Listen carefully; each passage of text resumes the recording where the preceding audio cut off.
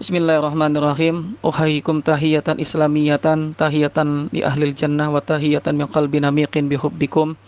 Assalamualaikum warahmatullahi wabarakatuh. Alhamdulillahi rabbil alamin. Wassalatu wassalamu ala asyrafil anbiya'i wal mursalin sayyidina Muhammadin sallallahu alaihi wasallam wa ala alihi wa sahbihi at-tayyibin at-tahirin summa amma ba'du. Fanasallallahu ta'ala ayyarzuqna al-ikhlas fil qawli wal amal wa ayyamunna alaina bi ilmin nafi' wal amali salih wa ayyufaqihana fid din wa ayyaftah lana futuhal arifin Allahumma amin. Nawaitu at'alama wa ta'lim wa naf'a wal intifa' wal ifada wal istifadah wal hasalata masuki bi kitabillah wa sunnah hadiyin nabi sallallahu alaihi wasallam wa du'a ilal huda wa dalal alal khairi ibtigha mardatihi wa sawabihi wa qurbihi subhanahu wa ta'ala.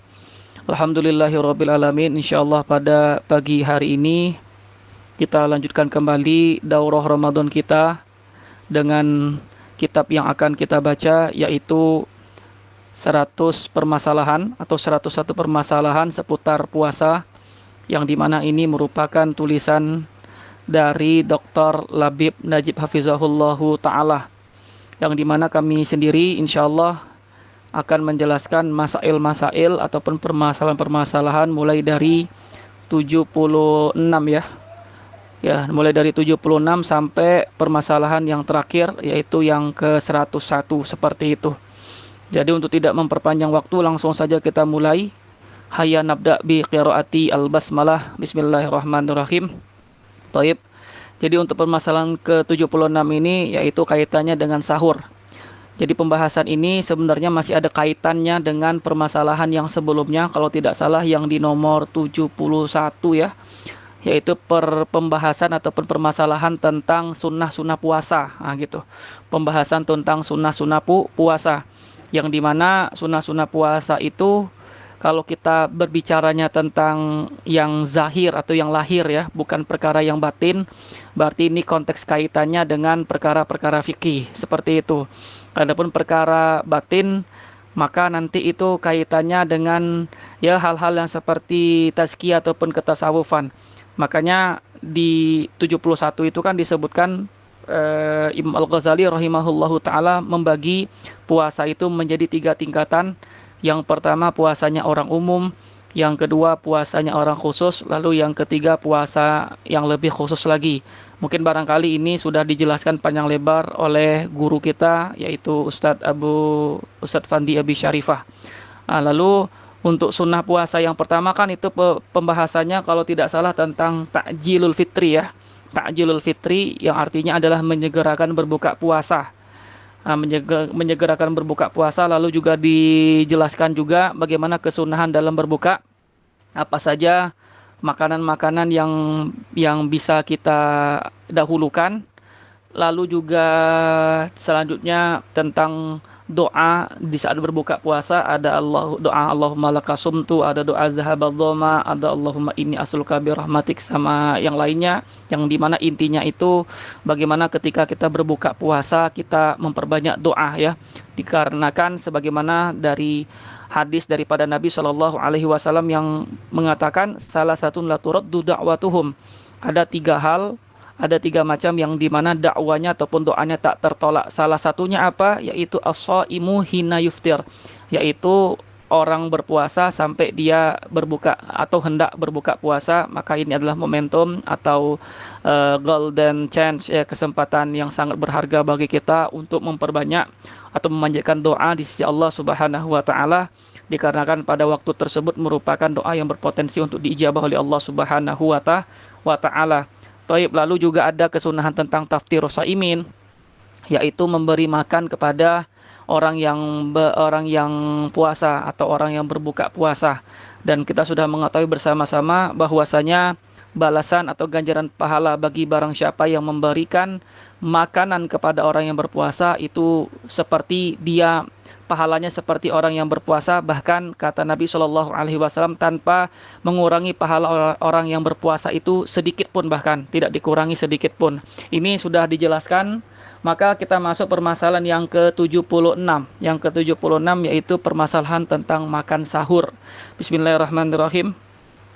Wa qala al-muallif hafizahullahu taala nafa'anallahu bi ulumihi wa ulumina fid dharaini Allahumma amin.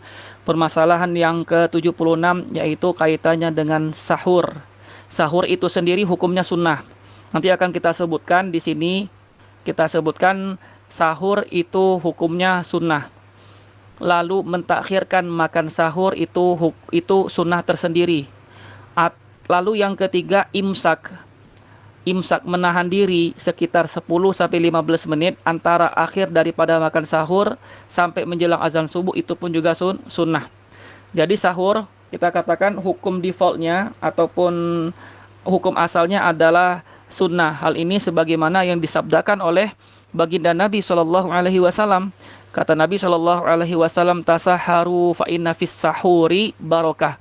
Bersahurlah kalian dikarenakan di dalam sahur itu ada yang namanya keberkahan. Oleh karena itu, kenapa kita disunnahkan untuk menyantap makan sahur? Setidaknya kata ulama ada 3 alasan. Ada 3 alasan kenapa kita disunnahkan untuk menyantap makan sahur. Apa yang pertama? Yang pertama, agar menjadi sumber energi bagi kita atau menguatkan badan kita. Karena kita nggak bisa memungkiri bahwasanya aktivitas kita di siang hari ini cukup padat. Mulai dari masuk subuh sampai terbenamnya matahari alias maghriban. Mungkin menghabiskan sekitar 12-14 jam. Maka kita butuh asupan gizi, kita butuh sumber energi. Dengan apa? Yaitu dengan kita makan sahur. Lalu yang kedua apa? Yang kedua dengan tentu mendapatkan pahala. Kenapa? Karena kita mengamalkan sunnah daripada Nabi SAW. Mengamalkan sunnah daripada Nabi SAW. Lalu yang ketiga apa? Yang ketiga adalah menyelisih ahli kitab. Karena kebiasaan daripada ahli kitab itu ketika hendak berpuasa maka tidak didahului dengan yang namanya sahur.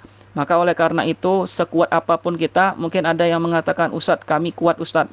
Insya Allah kami kuat esok hari, pagi hari, siang hari, meskipun tak sahur insya Allah kami kuat. Meskipun demikian bukan itu intinya. Kita diminta untuk sahur, meskipun hanya seteguk air. Kata Nabi SAW, tasahuru walau bijur atil ma' au kama fi ma'na. Bersahurlah kalian meskipun hanya seteguk air. Ya, oke, alasan yang menguatkan badan itu dicoret bagi orang-orang yang memang sudah terbiasa untuk tidak makan. Tapi ada faktor yang lainnya, seperti menyelisih ahli kitab atau mengamalkan sunnah daripada Nabi SAW. Bukankah Nabi mengatakan faman raghiba an sunnati falaysa minni, yang tidak suka dengan sunnahku maka dia bukan termasuk golongan daripadaku. Dan selain daripada itu juga mungkin tambahan yang keempat, sebagaimana dari hadis Nabi SAW bahwasanya sahur itu ada keberkahannya. Ya, tasahuru fa inna sahuri barokah. Lalu waktunya kapan? Waktunya sejak tengah malam hingga terbit fajar. Itu. Jadi ba'da muntasafil laili ya, ba'da muntasafil laili, yaitu setelah ataupun sejak tengah malam hingga terbitnya fajar. Tapi meskipun demikian kita disunahkan untuk mentakhirkannya selama kita tidak ragu bahwasanya fajar itu sudah terbit. Maksudnya fajar shadiq, bukan fajar kadzib ya. Karena fajar itu ada 2 macam. Ada yang namanya fajar shadiq, yang kedua fajar kadzib. Yang kita maksudkan di sini adalah fajar shadiq, karena fajar shadiq itu yang punya hukum dalam fikih. Seperti hukum yang pertama masuknya waktu subuh, yang kedua awal start daripada kita imsak. Jadi itu waktu awalnya ya, atau sejak tengah malam. Berarti mafhumnya apa? Mafhumnya kalau kita setelah tarawih, biasanya kan kita makan tuh mungkin jam 9-an atau jam setengah 10 atau jam 10 kita makan, entah makan nasi atau makan gorengan atau apapun itu, lalu kita niatkan itu sahur. Sahur. Apakah terhitung pahala sahur? Tidak terhitung pahala sahur. Kenapa? Karena dia belum masuk tengah malam. Jadi startnya kapan? Yaitu tengah malam. Ya mungkin kalau kita bagi malam menjadi 2, anggap saja nih, kita anggap jam 12 itu adalah waktu tengah malam, maka jam 12 sampai menjelang waktu subuh atau fajar, maka itu adalah waktu bagi kita untuk sahur. Tapi tadi kita disunahkan untuk mentakhirkannya dengan catatan selama kita yakin bahwasanya waktu fajar belum masuk.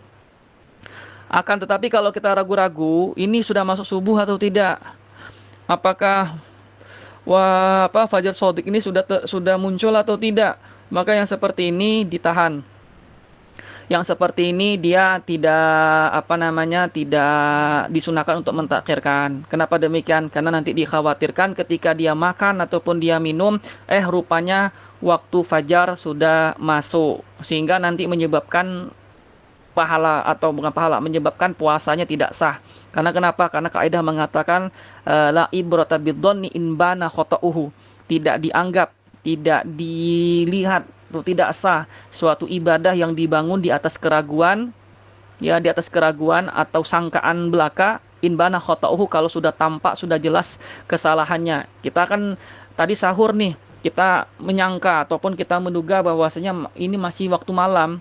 Tahu-taunya ketika malam rupanya itu sudah waktu subuh, bahkan mungkin setelah masuk subuh atau setelah azan subuh justru sudah lama atau sudah lewat berkumandangnya. Maka seperti ini puasanya tidak sah.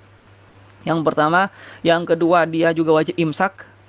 Ya, wajib imsak artinya dia tidak makan, dia tidak minum, keadaan seperti orang berpuasa, meskipun tanggungannya itu tidak gugur, alias tanggungan tanggungan puasanya itu masih tetap, ya, tetap dalam artian nanti dia setelah itu mesti mengkodoknya di kemudian hari, toib, atau pasca Ramadan.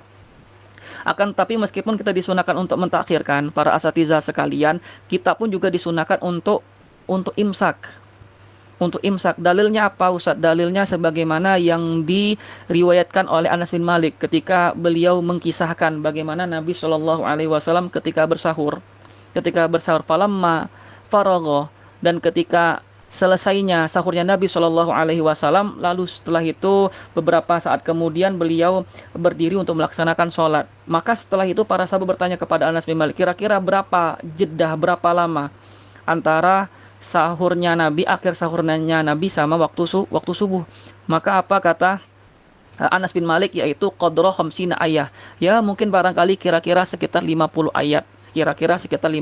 Maka dikadarkanlah 50 ayat itu sekitar 10 sampai 15 menit kalau bacaannya normal. Makanya kita sekarang di sini mengenal yang namanya waktu imsak. Di waktu imsak itu disunahkan, nggak diwajibkan. Ya, dan bukan bid'ah juga. Dia nggak diwajibkan dan juga tidak bid'ah sebagaimana yang diklaim sebagian orang, ya, bahwasanya ini adalah imsak, bahkan ada perkataan bid'ah Indonesia. Enggak, ini sunnah daripada Nabi.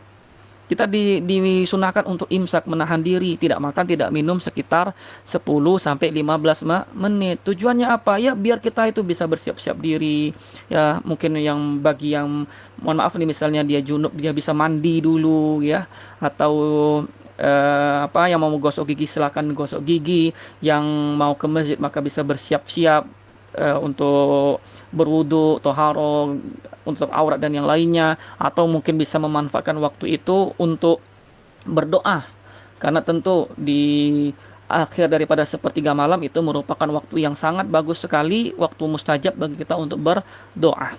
Lalu sunah-sunahnya bagaimana? Sunah-sunahnya itu disunahkan kita sahur bahkan dengan kurma sekalipun. Disunahkan sahur dengan kurma, sebagaimana yang disebutkan dalam masa takjilul fitri, dengan rutop, kurma muda dengan kurma matang, ya. Maka yang gini pun juga sahur pun juga demikian, ya. Meskipun kesunahan sahur itu bisa didapatkan dengan hanya minum air putih seteguk air. Tasaharu walau bijur atil ma, bersahurlah kalian meskipun hanya minum segelas air, itu sudah mencukupi. Lalu permasalahan selanjutnya, apabila seseorang makan dengan dugaan yang kami sebutkan tadi, dugaan masih malam, ternyata ia baru tahu kalau itu sudah terbit fajar, maka apa konsekuensinya? Pertama, dia wajib wajib imsak daripada makan dan minum hingga maghrib.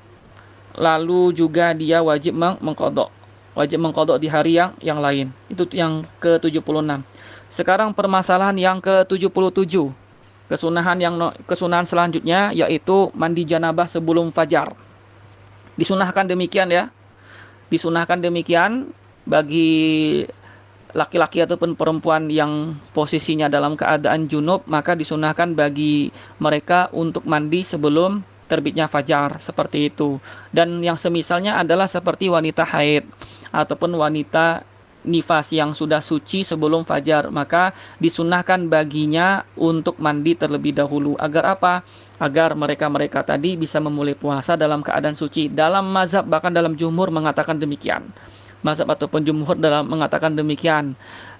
Jadi alasan tadi kan ini disebutkan agar ia memulai puasa dalam keadaan suci. Itu alasan yang pertama. Alasan yang kedua, kalau dalam kitab Taqra' Sadidah itu Syekh Hasan Al-Kaf itu mengatakan kenapa disunahkan mandi janabah sebelum fajar, khurujan minal khilaf liman aujabahu, kata beliau. Artinya apa? Artinya agar kita keluar daripada perselisihan para fuqaha yang mewajibkannya. Jadi ada sebagian daripada fuqaha yang mewajibkannya, yaitu seperti mazhabnya Hanafi.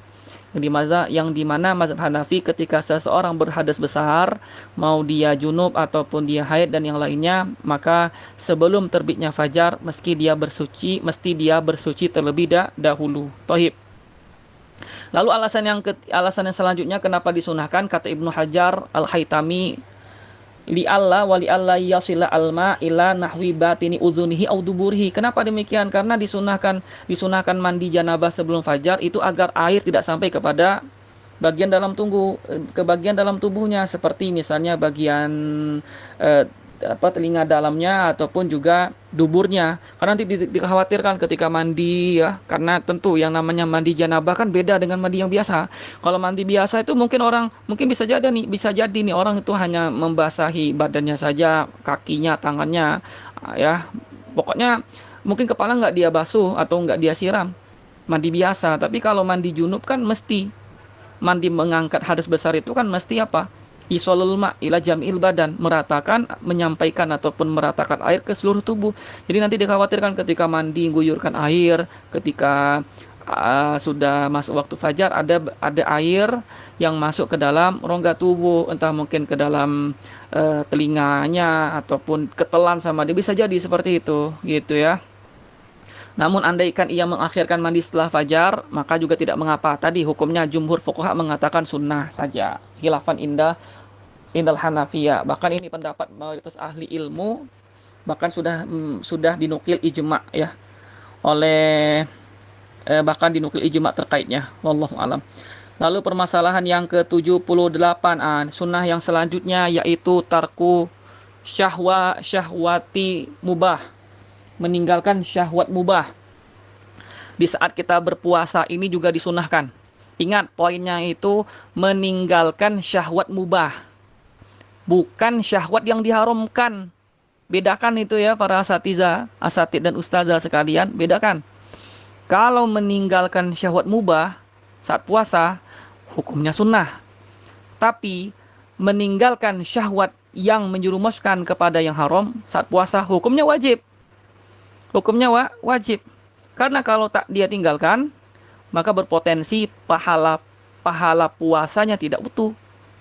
Alias bisa jadi pahala puasanya hilang, entah seluruhnya ataupun sebagiannya. Makanya kata Nabi Shallallahu Alaihi Wasallam, khamsu khisalin yuftirna as-shaim. Ada 5 perkara, meskipun dia mendhaifkan hadis ini ya. Ada 5 perkara, tapi intinya maknanya sahih. Ada 5 perkara yang dapat membatalkan pahala puasa. Salah satunya apa? Yaitu an-nazaru li syahwatin, ngelihat dengan syahwat. Maksudnya apa? Ngelihat yang haram. Mohon maaf nih, ada perempuan yang tidak nutup aurat tapi dia menikmati melihatnya. Ataupun bagi perempuan, atau bukan perempuan aja, laki-laki atau perempuan yang dia menggibah, dia berpuasa tapi lisannya masih menyakiti orang, masih menggibahin orang, maka ini tidak mendapatkan daripada pahala puasanya. Apa kata Nabi Shallallahu Alaihi Wasallam? Man lam yada' qaula zur wal amal bih, falaysa lillahi hajatun fi ayyada'a ta'amahu wa syarabahu. Bagi barang siapa yang tidak meninggalkan perkataan kotor, perkataan keji, ya, atau juga tidak meninggalkan perbuatan-perbuatan keji, maka Allah tidak butuh bagi dirinya dalam hal meninggalkan makanannya ataupun juga minumannya. Maka kalau syahwatnya haram saat puasa wajib ditinggalkan. Tapi kalau syahwat mubah itu hukumnya sunnah. Maka para fuqaha Syafi'iyah berkata, ya disunnahkan untuk meninggalkan syahwat yang mubah. Seperti apa? Seperti misalnya menikmati keharuman bunga, ataupun wewangian yang sedap, parfum yang sedap, yang harum itu disunahkan untuk ditinggalkan, atau menyentuh atau memandang memandang sesuatu yang dibolehkan. Misalnya apa, kita bersenang-senang atau kita menikmati pandangan menikmati pandangan lautan ataupun pegunungan yang lainnya. Itu dalam momentum Ramadan syahwat mubah, maka sunnah ditinggalkan. Hal ini kenapa? Karena menahan diri dari kesenangan hawa nafsu itu merupakan tujuan yang paling agung dari ibadah puasa. Di mana fungsi daripada puasa itu apa? Untuk menundukkan jiwa kita dari hal yang dihasratkan. Makanya Imam Al-Ghazali rahimahullahu taala dalam kitab Ihya Ulumuddin dalam bab Asrar Siyamnya yang insyaallah kami kaji beserta dengan kawan-kawan ya setiap hari Senin, insyaallah Senin sampai Kamis insyaallah kita tuntaskan.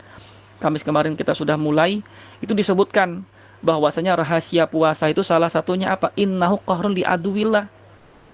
Bahwasanya puasa itu ada sebagai sarana bagi kita untuk menundukkan musuhnya Allah, yaitu syaitan, karena syaitan itu menitipkan syahwat ke dalam hati kita, menitipkan syahwat kepada hati kita. Jadi kalau kita masih menikmati hal yang demikian meskipun itu yang mubah, maka kita seperti menghilangkan esensi daripada kita berpuasa. Oke. Lalu pertanyaannya selanjutnya, permasalahan selanjutnya, apakah orang yang berpuasa itu harus meninggalkan contohnya wewangian atau parfum jika sebenarnya penggunaannya itu sangat dianjurkan oleh syariat? Seperti misalnya pada hari Jumat, bagi laki-laki untuk menghadiri sholat Jumat, maka kan disunahkan memakai parfum, memakai wewangian. Maka pertanyaannya, ketika di bulan Ramadan, kita di sini insya Allah kalau tidak ada halangan, insya Allah kita akan bertemu dengan 4 atau 5 kali ya, 5 kali hari Jumat di bulan Ramadan, insya Allah 5 hari Jumat di bulan Ramadan. Berarti dalam hal ini, apakah kita masih disunahkan memakai wewangian? Ini kan syahwat mubah seperti itu. Tapi ada penganjuran oleh syariat sehingga menjadi hukumnya sunnah. Apakah masih ada larangan atau kemakruhan untuk menggunakannya, atau kita mengedepankan kesunahan parfum di hari Jumat? Dalam hal ini ada 2 pendapat. Imam Ibnu Hajar Haytami mengatakan tetap disunahkan. Yang intinya beliau mengatakan tuh dalam kitab Imdad, beliau mengatakan pendapat yang lebih mendekati kebenaran adalah bahwa yang dimaksud dengan anjuran meninggalkan parfum saat berpuasa itu adalah meninggalkan kesenangan yang semata-mata didorong oleh nafsu, yaitu nafsu. Jadi kalau kita memakai wewangian itu kegunaannya hanya untuk nafsu belaka yang seperti ini, yang kita disunahkan untuk meninggalkannya. Tapi kalau itu bukan dalam rangka untuk karena dorongan daripada hawa nafsunya, akan tetapi memang diperintahkan atau dianjurkan oleh syariat, maka yang seperti ini sunahnya masih berlaku. Tapi Imam Romli mengatakan tidak, tetap nggak disunahkan. Ya, beliau mengatakan tetap dianjurkan untuk meninggalkan wewangian tersebut sekalipun pada hari Jumat. Kenapa demikian? Beliau mengatakan hal ini sebagai bentuk mengedepankan larangan yang bersifat khusus. Jadi kalau ada larangan yang bersifat khusus, maka kita takdimkan, maka kita kedepankan di atas anjuran memakainya yang bersifat umum, meskipun misalnya memakai wewangian di hari Jumat. Ini permasalahan masail yang nomor 78. Sekarang yang nomor 79 yang berkaitan dengan qublah, hukum qublah ketika berpuasa. Qublah ini termasuk syahwat juga. Tapi tentu nih syahwat, tapi tentu ciuman di sini mencium istri gitu ya. Tapi kalau mencium perempuan asing ya haram. Bahkan bisa membatalkan pahala puasa. Kita tahu perempuan yang mana tiba-tiba dicium, haram ya. Ini mencium istri bagaimana? Dalam masalah ini perlu kita rinci. Apakah membangkitkan syahwat ataupun tidak? Kalau sampai tidak membangkitkan syahwat, dalam arti cuman misalnya pamitan, izin ya, atau ya ciuman dalam bentuk perhatian atau belas kasihan, maka seperti ini hanya masuk ke dalam ranah khilaful aulah, menyelisih yang utama, karena yang utamanya tetap kita meninggalkan, karena ini syahwat mubah, maka disunahkan untuk meninggalkannya. Tapi kalau sampai membangkitkan syahwat, maka hukumnya haram. Keharaman ini berlaku pada puasa fardu, sementara puasa sunnah tidak berlaku alias diperbolehkan. Bahkan, mohon maaf nih, Kalau dengan mencium istri di siang hari bulan Ramadan, membangkitkan syahwat, plus mohon maaf ada potensi untuk keluar sperma, maka seperti ini hukumnya haram. Bahkan faedah saya sampaikan ini dalam mazhab Maliki, bahkan Maliki itu bukan hanya sperma yang membatalkan puasa, tapi hanya sekadar mengeluarkan mazi saja itu membatalkan bukan pahala loh, membatalkan puasa. Maka kita hindari ya, apapun syahwat-syahwat, apapun misalnya perkara-perkara yang dapat membangkitkan syahwat, maka ditinggalkan. Ya, siang nggak bisa, malam bisa. Kan Allah sudah mengatakan, "Uhilla lakum lailatas syiyami rafasu ila nisaikum." Malam terserah mau ngapain, terserah. Ya mau salto, mau apa, terserah itu. Kunna libasul lakum antum libasul lahun, ya. Bahwasanya mereka itu, istri itu adalah pakaian bagi kita, sementara kita adalah pakaian bagi istri kita. Ya udah, sabar. Bukankah dikatakan innama yuwaffa as-sabiruna ajrahum bighairi hisab, atau ajruhum bighairi hisab, dan hanya orang berpuasa lah yang diganjar atau dikasih pahala yang melimpah, tanpa pahala yang banyak ya, tanpa ada hisab atau tanpa dihitung.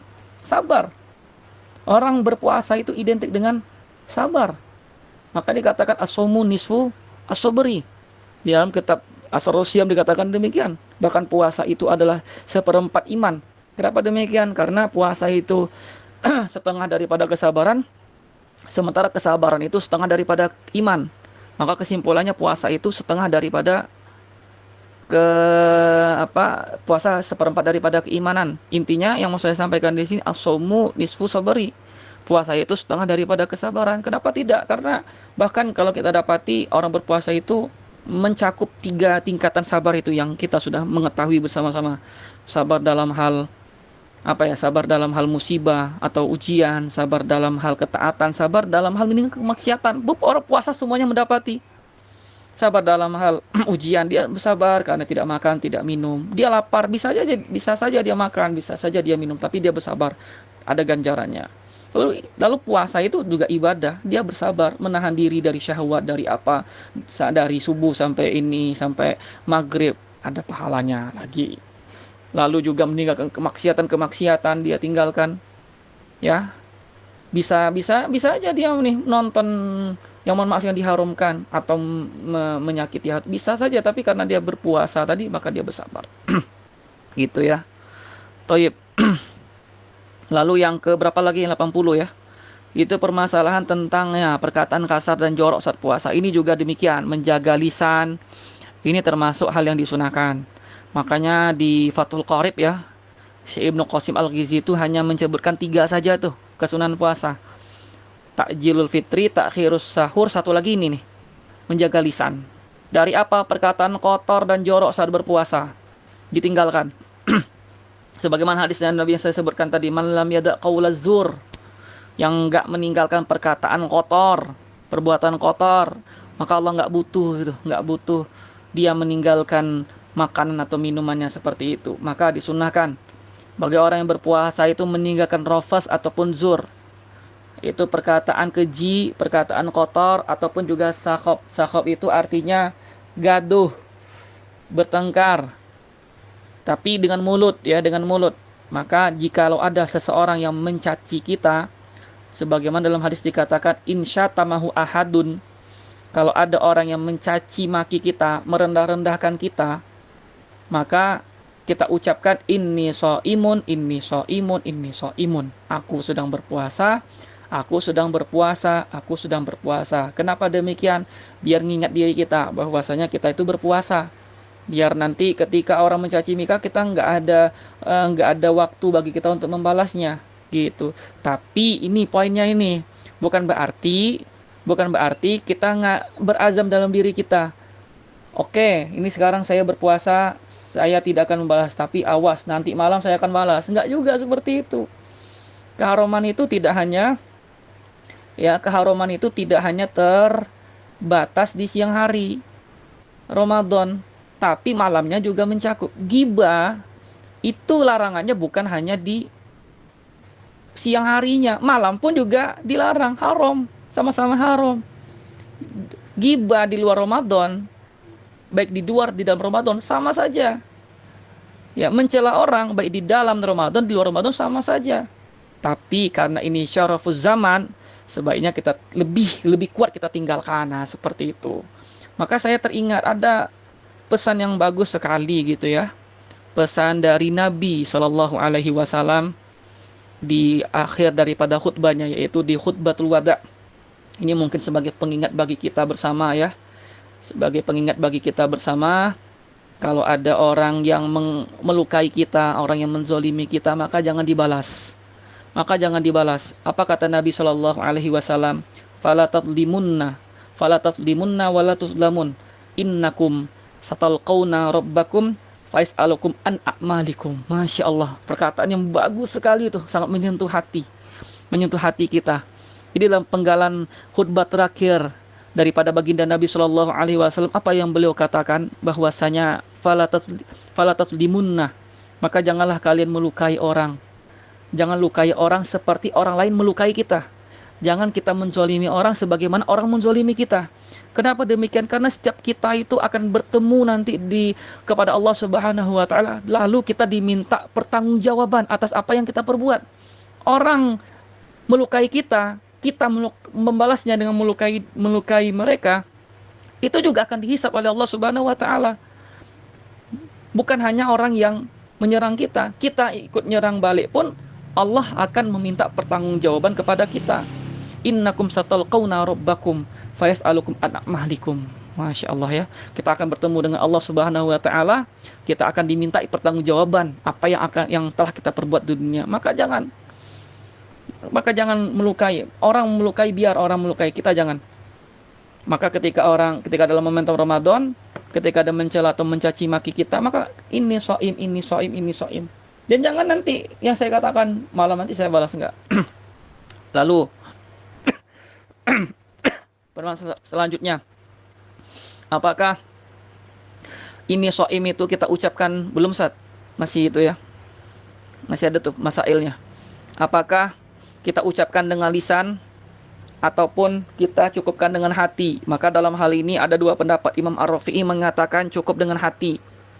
Kalau dengan hati berarti belum hati, ini soim. Yang seperti itu dalam hatinya ya.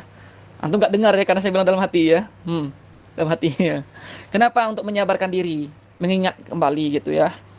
Tapi kalau Imam An-Nawawi mengatakan dalam kitab Al-Azkarnya, yang lebih hebatnya atau yang pendapat yang paling kuat itu ya dengan lisan seperti itu. Tujuannya apa? Agar orang yang memakinya itu nanti ketika dibilang ini soim, misal kamu tuh udah jelek, hitam lagi, nah gitu ya misalnya nih, lalu bilang ini soim, dia nanti ingat tuh, oh berarti ini puasa gitu. Makanya Imam An-Nawawi juga mengatakan dalam kitab Al-Majmu'nya, innal qaulaini hasanan. Dua pendapat ini bagus, tapi wal qaulu bil lisani aqwa, tapi mengucapkan dengan lisan, mengatakan ini soimun dengan lisan itu lebih kuat. Tapi ada faedah yang saya dapatkan di dalam kitab Kifayatul Akhyar, yang dimana ada pendapat yang lain, pendapat yang ketiga itu diperinci. Lah Allah yang ini yang lebih enak nih. Apa itu? Yaitu kita lihat diri kita. Kadang ada orang yang dia bilang takut riya, takut apa gitu. Ini soim nanti ada potensi dia riya gitu ya. Maka dilihat apakah ini puasa sunnah atau puasa fardu. Kalau puasa fardu, maka nggak apa-apa dengan lisan. Kenapa nggak apa-apa dengan lisan? Dikarenakan orang semua berpuasa, betul nggak? Semua orang tuh berpuasa karena momentum bulan Ramadan. Orang tahu dia orang berpuasa. Jadi ketika ini soim, ya tidak heran. Tidak ada orang bulan Ramadan ini soim terheran. Kok dia berpuasa? Nggak ada seperti itu, betul nggak? Tapi kalau puasa sunnah beda. Puasa sunnah nggak semuanya orang yang mendawamkan Senin Kamis, yang mendawamkan Daud, yang melaksanakan puasa ayam, nggak semua, segelintir orang.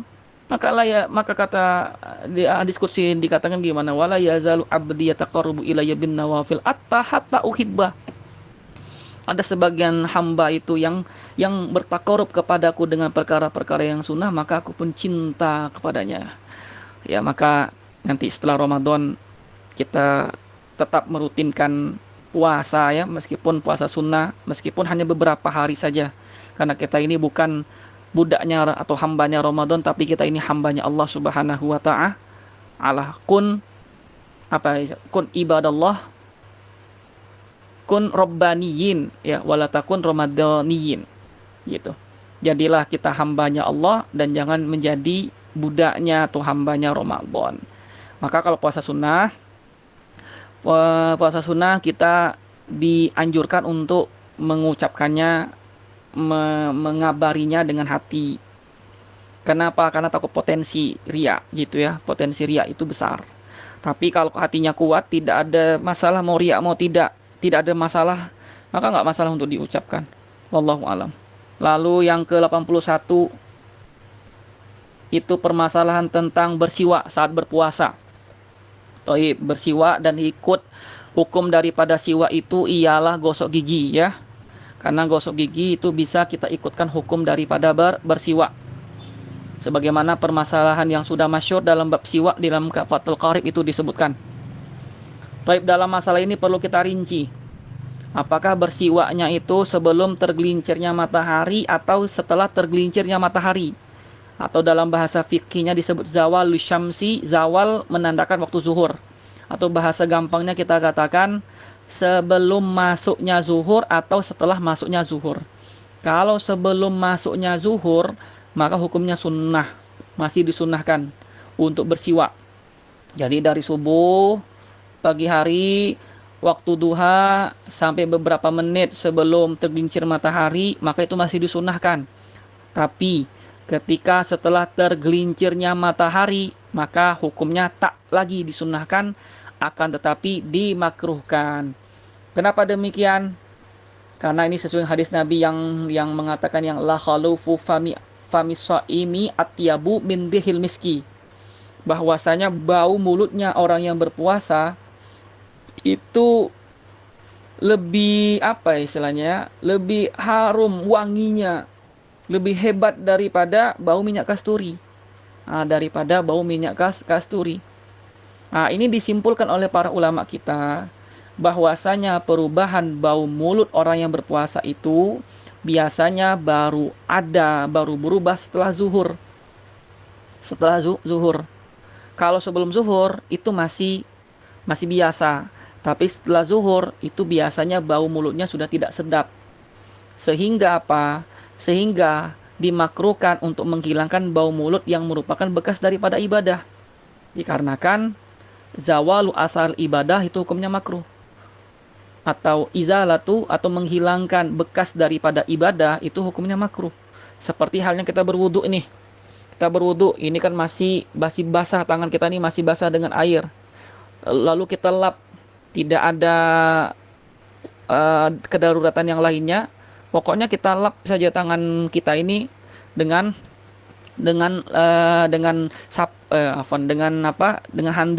handuk. Maka seperti ini hukumnya makruh, sama. Karena bau mulut itu masih ada, lalu kita hilangkan, maka jatuh ke dalam kemakruhan gitu. Tapi ikhtiarnya Imam An-Nawawi rahimahullahu taala mengatakan enggak dimakruhkan. Kenapa demikian? Dikarenakan maksud daripada hadis Nabi itu bukan di dunia tapi nanti di akhirat. Artinya apa? Artinya bau mulut orang berpuasa itu yang lebih sedap atau lebih hebat daripada bau minyak kasturi itu nanti ketika keadaannya di hari akhirat kelak, seperti itu. Kemakruhan ini hanya berlaku dari setelah tergelincirnya matahari sampai menjelang maghrib. Jadi nanti mafhumnya, kalau waktu sudah berbuka di waktu maghrib, maka kemakruhannya sudah hilang. Maka silakan setelah berbuka puasa, mau maghriban atau menjelang tarawih, mau bergosok giginya silahkan, atau mau bersiwak silahkan. Itu yang ke-81. Permasalahan yang ke-82 terkait tentang hukum siwak. Ada dua faedah di sini disebutkan, saya baca saja.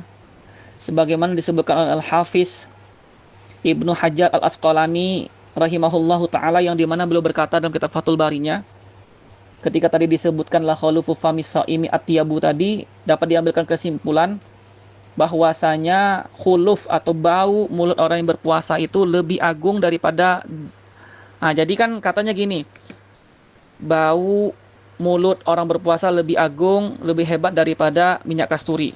Dalam hadis bilang bahwasanya darahnya orang syahid itu seperti minyak kasturi. Nanti kan berarti kan orang akan mengatakan seperti ini. Oh, kalau seperti itu berarti bau mulut orang berpuasa lebih agung lagi daripada darah syahid, darah syuhada. Kita lihat ya bagaimana penjelasan dari beliau. Lebih agung daripada darah orang yang mati syahid, karena darah orang yang mati syahid diserupakan dengan wangi minyak kasturi. Sedangkan khuluf tadi atau bau mulutnya orang berpuasa disifati lebih wangi daripada misk. Maka kata beliau mengatakan hal itu tidak serta-merta atau tidak melazimkan atau tidak mengharuskan apa? Bahwa puasa lebih utama daripada mati syahid. Karena alasan yang sudah jelas. Dan barangkali sebabnya apa? Yaitu dengan melihat pada asal dari masing-masing keduanya. Yaitu asal dari khuluf itu adalah suci. Khuluf, bau itu suci. Misalnya air liur selama tidak berada di dalam, tidak keluar dari lambung kita, maka itu suci. Tapi darah itu ya, zat darah itu hukumnya najis. Maka kalau pertimbangan seperti ini, mungkin bau mulut orang berpuasa lebih agung daripada darah orang mati syahid. Lihat dari itunya loh ya, dari itunya. Maka sesuatu yang asalnya suci tentu lebih wangi baunya, seperti itu. Alasan pertama. Yang kedua, dikatakan sesungguhnya anggapan bahwa kemakruhan bersiwak bagi orang yang berpuasa setelah zawal ini adalah pendapat yang menyendiri dalam mazhab Syafi'i. Ini enggak benar. Karena ada orang itu mengatakan bahwasanya kemakruhan gosok gigi ataupun bersiwak setelah zuhur, ketika masuknya waktu zuhur, itu pendapat istilah mufradat min mufradatil mazhab, min mufradatis Syafi'iyah. Mufradat itu bukan artinya vocabulary, enggak. Tapi artinya pendapat yang menyendiri, yang hanya ada dalam mazhab Syafi'i. Enggak dibenarkan. Kenapa? Karena rupanya dalam mazhab Hanbali pun juga ada mengatakan demikian. Makanya dalam kitab Al-Insaf dikatakan ini ya, yang di kalangan mazhab Hanbali berkata illa lishaimi ba'da zawali fala mustahab atau fala yustahab. Maka dari sini ada kemungkinan bahwa yang dimasukkan adalah makruh, dan itu pendapat salah satu riwayat dari Imam Ahmad, dan itu juga pendapat muktamad dalam mazhab, dan itulah pendapat resmi dalam mazhab. Wallahu taala alam. Itu yang ke-82, yang ke-83 lagi ya. Lalu yang ke-83 tentang hukum itikaf. Sekarang masuk itikaf. Thayyib. Itikaf hukum asalnya adalah sunnah di setiap waktu. Hukum asalnya adalah sunnah di setiap waktu, dan dia hukum defaultnya ya, hukum defaultnya sunnah di setiap waktu. Artinya apa? Artinya iktikaf tidak hanya terbatas ketika puasa dan tidak hanya terbatas di bulan Ramadan saja, nggak terbatas.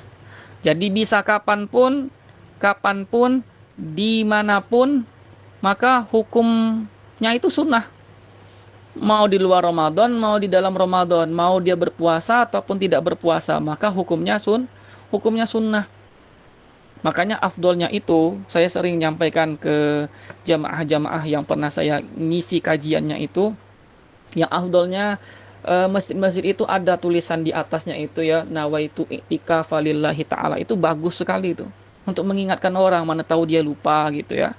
Bukankah dalam hadis dikatakan wa man dalla ala khairin falahu mislu ajri fa'ilihi? Betul enggak? Bagi barang siapa yang menunjukkan kepada kebaikan, maka sesungguhnya dia pahalanya sama dengan yang mengerjakan. Jadi yang ngasih ide dapat pahala, yang membuat dapat pahala, pengurus masjid pun mendapatkan pahala. Jadi di sini asatidz di sini, anak-anak muda di sini ya. Kalau apa istilahnya itu, kalau di masjid itu ya anak-anak muda ya, atau pemuda masjid ya.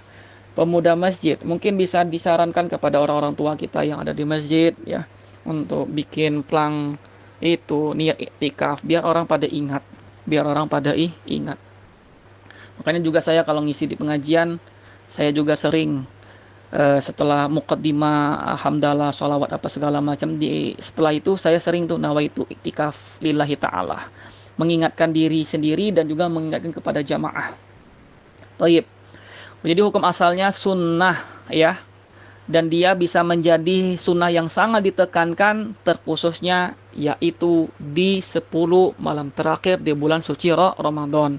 Dalam hal ini Sebagaimana hadis dari Ibunda Aisyah mengatakan annan nabiyya sallallahu alaihi wasallam kana ya'taqifu al-ashra al-awakhir min Ramadan. Dan sesungguhnya Nabi Shallallahu Alaihi Wasallam senantiasa beriktikaf pada 10 akhir dari bulan Ramadan hatta tawaffahullahu azza wa jalla, sampai Allah pun mewafatkan beliau. Summa, lalu kemudian dilanjutkan i'takafa azwajuhu min ba'di, lalu kemudian dilanjutkan kebiasaan iktikaf itu oleh istri-istri beliau. Maka di sini dapat kita ambilkan kesimpulan karena Nabi merutinkan dan mendawamkannya, ya, dapat kita ambilkan kesimpulan bahwasanya di 10 malam terakhir itu ditekankan untuk beriktikaf.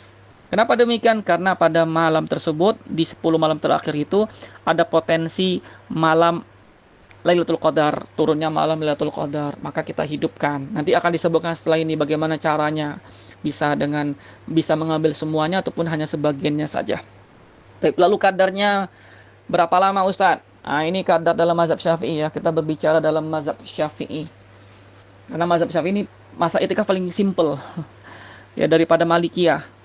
Paling simple itu mazhab Syafi'i karena kadar minimalnya itu cukup tumak nina aja. Cuma kadar berdiam diri al-lubsu atau al-muqsu di dalam masjid dengan melebihi kadar daripada tumak nina di dalam sholat. Tumak nina itu kan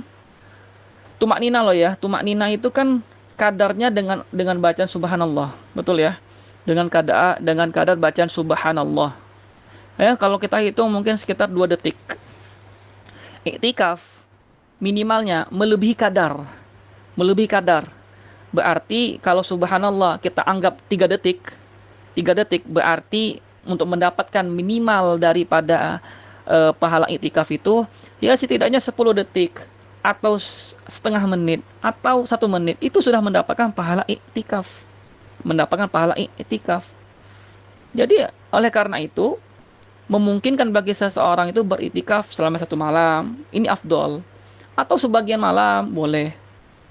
Atau mungkin seharian juga nggak ada masalah. Atau cuma beberapa jam, bahkan beberapa menit aja. Sebagaimana yang sudah kita sebutkan tadi.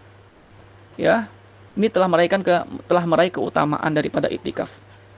Itu Imam Nawawi, bisa nanti dibaca sendiri ya, bagaimana ibarat daripada beliau. Lalu selanjutnya yang ke-85, ini syarat daripada iktikaf. Syarat daripada iktikaf itu ada 3. Pertama Islam, yang kedua berakal, lalu yang ketiga suci daripada haid dan nifas. Ya, makanya pembahasan iktikaf itu biasanya kalau kebiasaan daripada fuqaha terkhususnya dalam mazhab Syafi'i, kita akan dapati iktikaf itu akan dijelaskan setelah puasa, betul ya? Setelah puasa. Karena kenapa? Karena biasanya iktikaf itu sangat kuat kaitannya dengan puasa. Apalagi selanjutnya dalam masalah syarat itu hampir sama tuh. Hampir berdekatan antara iktikaf sama puasa. Ada 3. Pertama Islam berarti mengeluarkan orang kafir. Kalau berakal berarti mengeluarkan orang gila. Suci dari haid dan nifas berarti mengeluarkan perempuan haid dan juga perempuan nifas. Nah, ini ada catatan faedah. Bagaimana hukum keluar masjid bagi yang beriktikaf? Tadi saya sebutkan hukumnya sunnah ya. Hukumnya sunnah. Asalnya seperti itu. Dan dia menjadi wajib jika dinazarkan. Jika apa? Jika dinazarkan. Sebagaimana hukum udhiyah. Udhiyah berkorban asalnya defaultnya sunnah. Tapi jika dinazarkan maka hukumnya menjadi wajib. Iktikaf juga demikian. Sekarang catatan. Hukum keluar masjid bagi yang beriktikaf. Ini kalau dia iktikaf sunnah, ini nggak ada masalah. Ya, maka ia boleh keluar semaunya, nggak ada masalah. Misalnya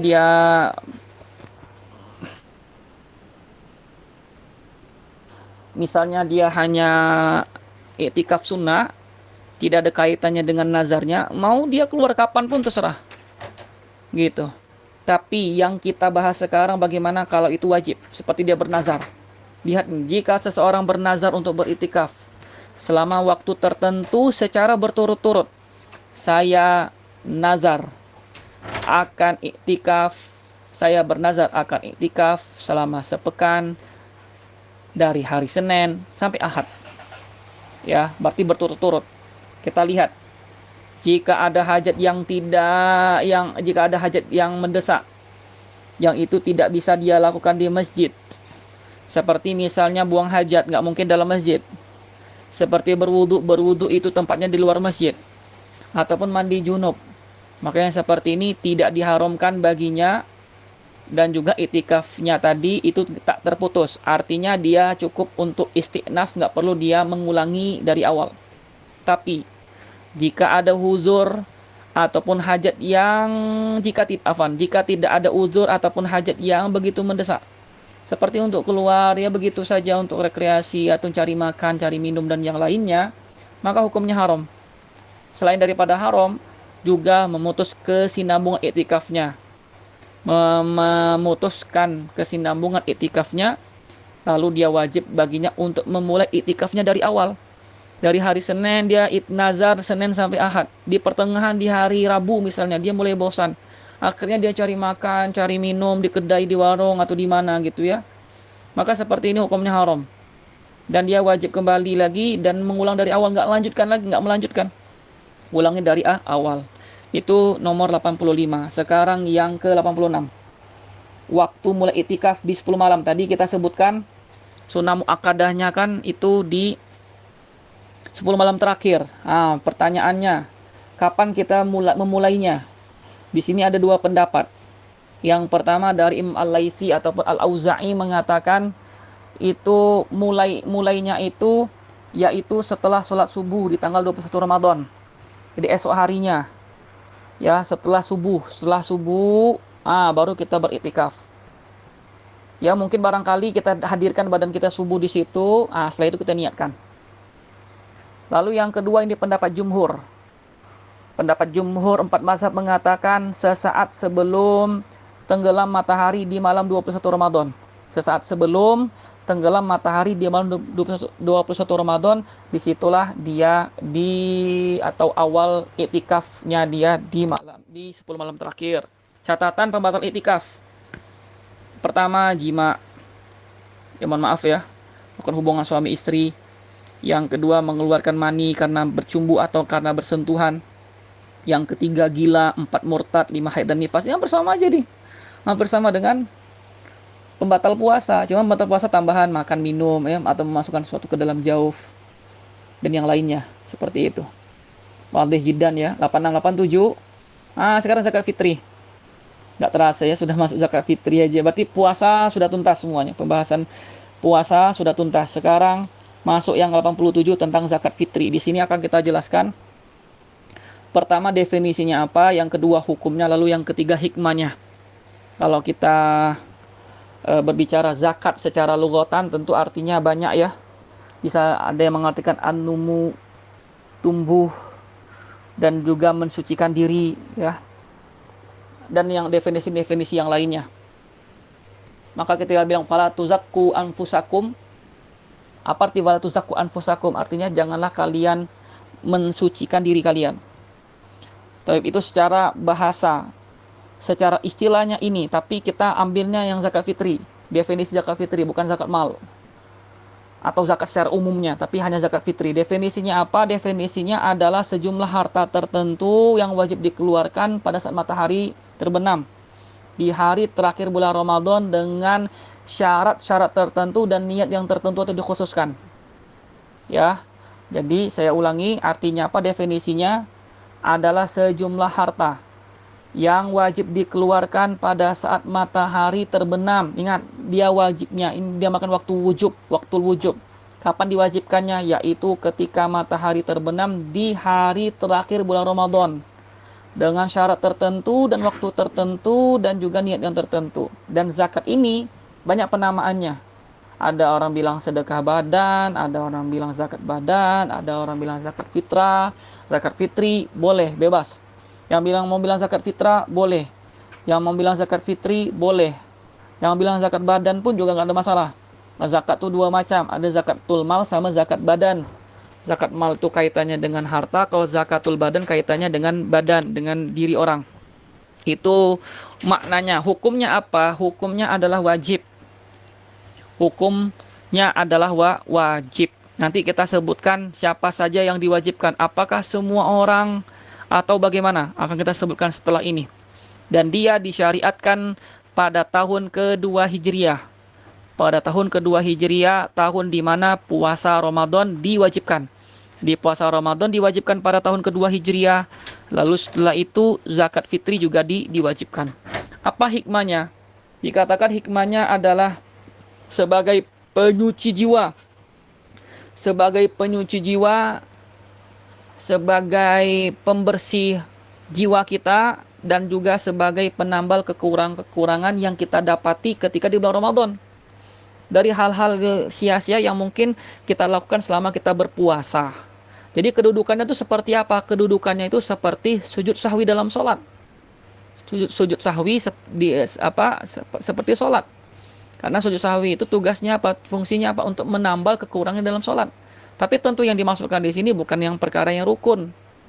Bukan yang diwajibkan, yang itu diabaikan. Tidak.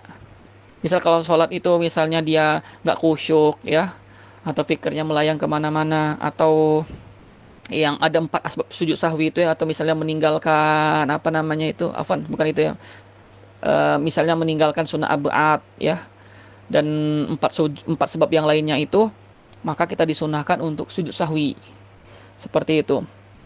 Zakat juga demikian. Kita mungkin ada melakukan perbuatan yang sia-sia, maka untuk menambalkannya itu dengan kita berzakat fitrah seperti itu.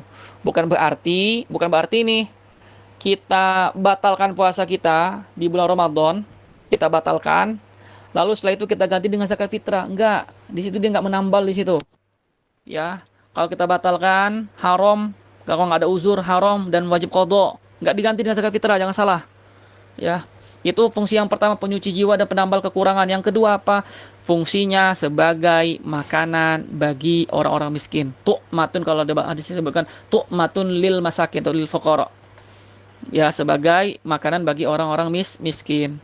Biar mereka pun juga dapat merasakan beraya sebagaimana dirasakan oleh orang-orang kaya.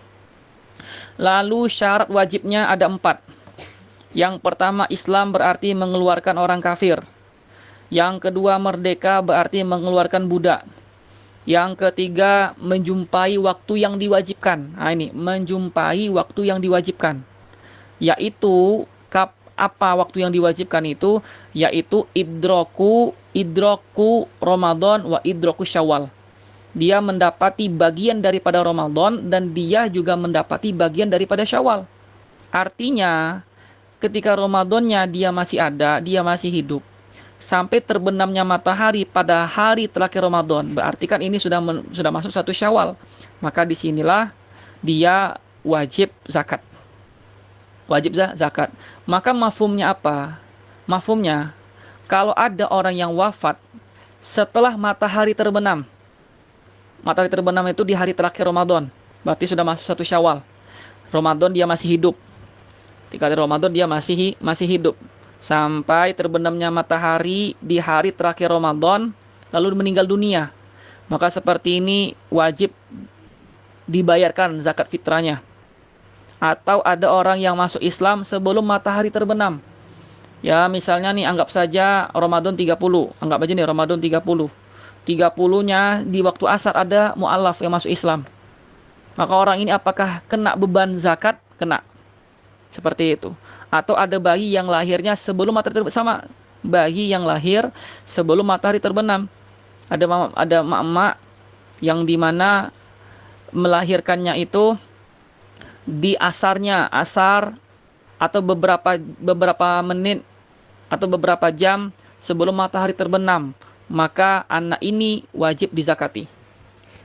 Lalu mafhumnya juga, kalau ada orang yang wafat sebelum matahari terbenam, meskipun beberapa menit lagi waktu maghrib, atau bayi yang lahirnya itu setelah terbenamnya matahari, berarti ketika matahari terbenam di hari terakhir alias sudah masuk 1 Syawal, baru lahir ini bayi, maka nggak wajib dizakati. Atau yang ketiga, orang baru masuk Islam tapi setelah matahari terbenam, yang kita sebutkan tadi itu semuanya nggak wajib dizakati. Lalu yang keempat, memiliki kelebihan harta.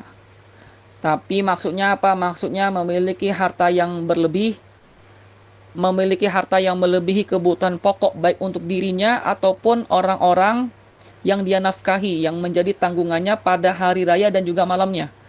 Jadi dikatakan berlebih itu, berlebih hartanya itu untuk dirinya atau orang-orang yang wajib dia nafkahi cukup pada hari raya dan malamnya, pada hari raya dan malamnya.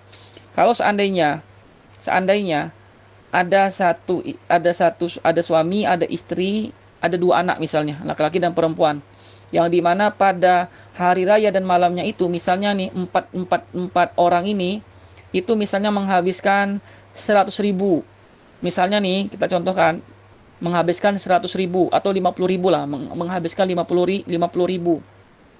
Kalau seayah ini di tabungannya punya uang 500.000, meskipun sebenarnya dia termasuk orang fakir atau miskin, meskipun secara hakikatnya dia termasuk orang fuqara ataupun orang miskin, tetapi dia punya kelebihan harta, punya kelebihan harta di hari raya dan malamnya, maka orang ini kena zakat fitrah. Kenapa? Karena yang dia butuhkan cuma 50.000, sisanya 4,5. Maka 4,5 inilah yang dia zakati nanti. Ya, satu mud nanti, satu sok per orang per kepala itu satu sok sekitar 2,5, 2,7 atau yang lainnya seperti itu. Ya. Baik. Maka di sini juga dapat kita pahami bahwasanya dalam masalah zakat fitrah, fuqara dan miskin, orang fakir dan miskin itu bisa memungkinkan dia bayar zakat. Beda halnya dengan zakat mal. Zakat mal nggak semuanya mampu. Bahkan yang ekonominya menengah sekalipun belum mampu untuk bayar zakat mal.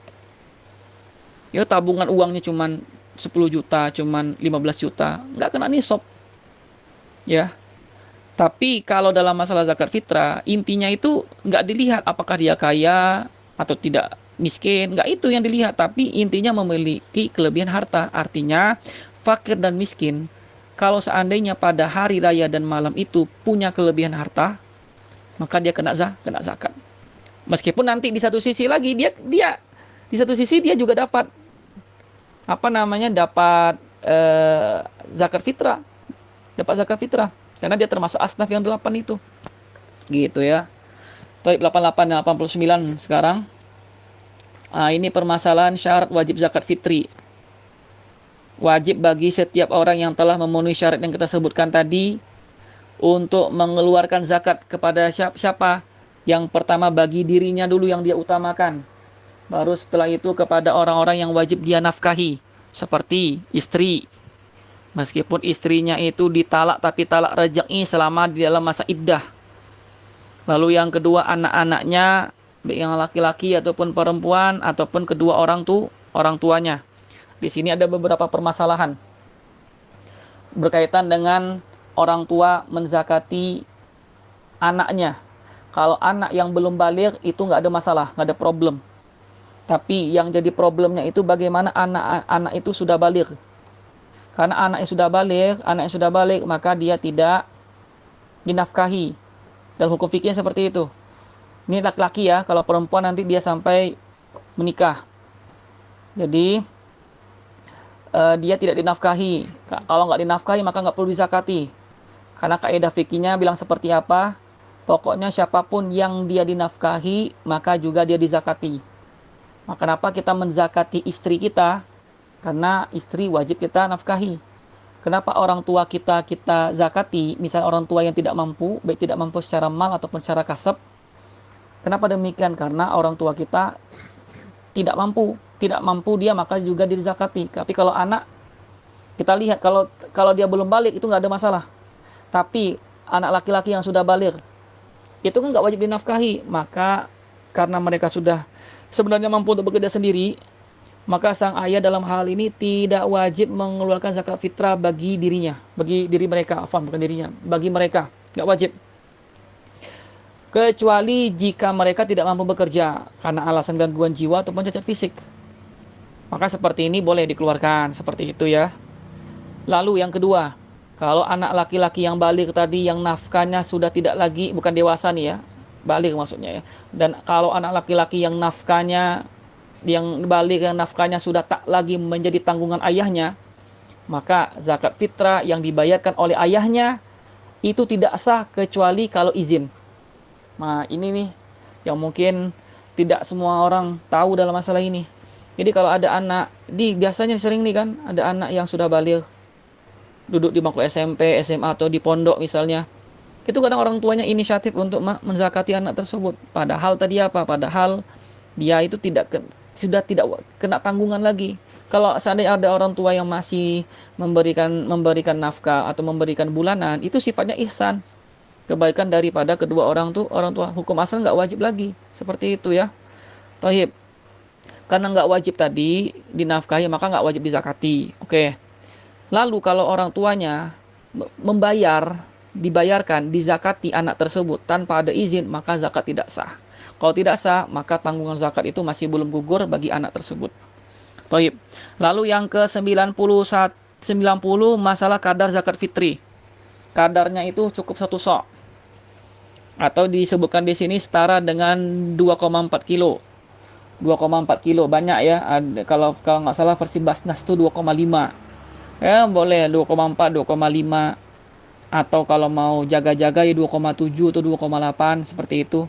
Kalau kami punya Mud Nabawi atau Mud Nabi yang kami ambil sanadnya kepada Syekh Maher, yang sekarang beliau di RQ ya.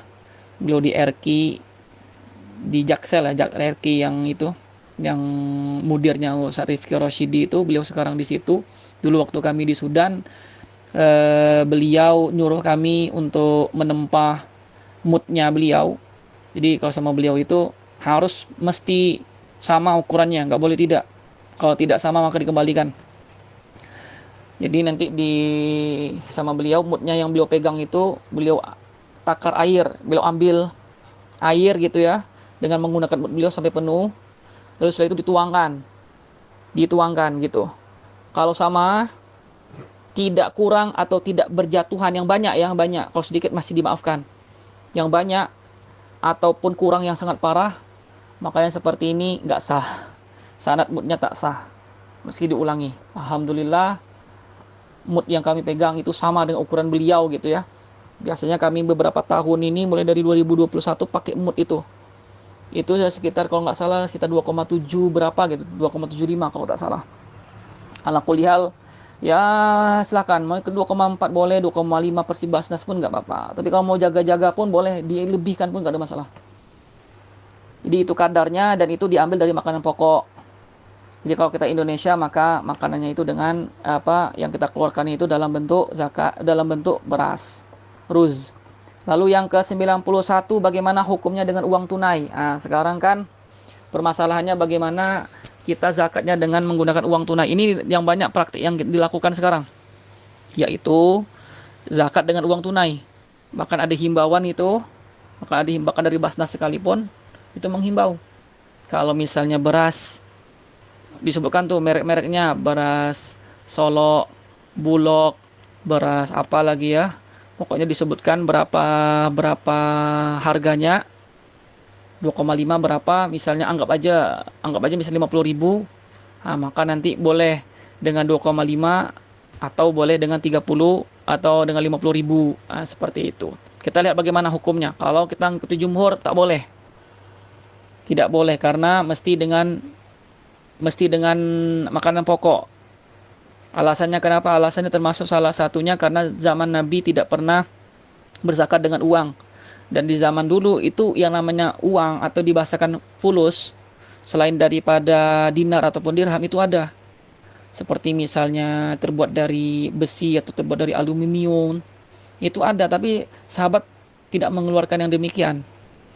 Itu. Tapi pendapat daripada Hanafiyah mengatakan boleh. Dan ini yang banyak diambil oleh ulama kontemporer, sebagaimana disebutkan oleh Syekh Muhammad Zuhaili dalam kitab beliau Fiqhu Islam wa Adillatuhu. Itu Wahbah Yafan, ini berarti Al-Mu'tamad ya. Beliau mengatakan kurang lebih wala mani' al-yaum minal akhdhi biqaulihi li'annahu anfa' fi hadzal asri lil fuqara ma'a tahqiqil ghayati min zakatil firari ya, atau min zakati fi ighna'il faqir. Artinya tidak masalah Kita mengambil pendapat dari siapa? Pendapat dari Hanafi. Kenapa demikian? Karena hal itu justru lebih bermanfaat bagi para fuqaha, bagi para fuqara ataupun bagi orang-orang miskin di masa sekarang.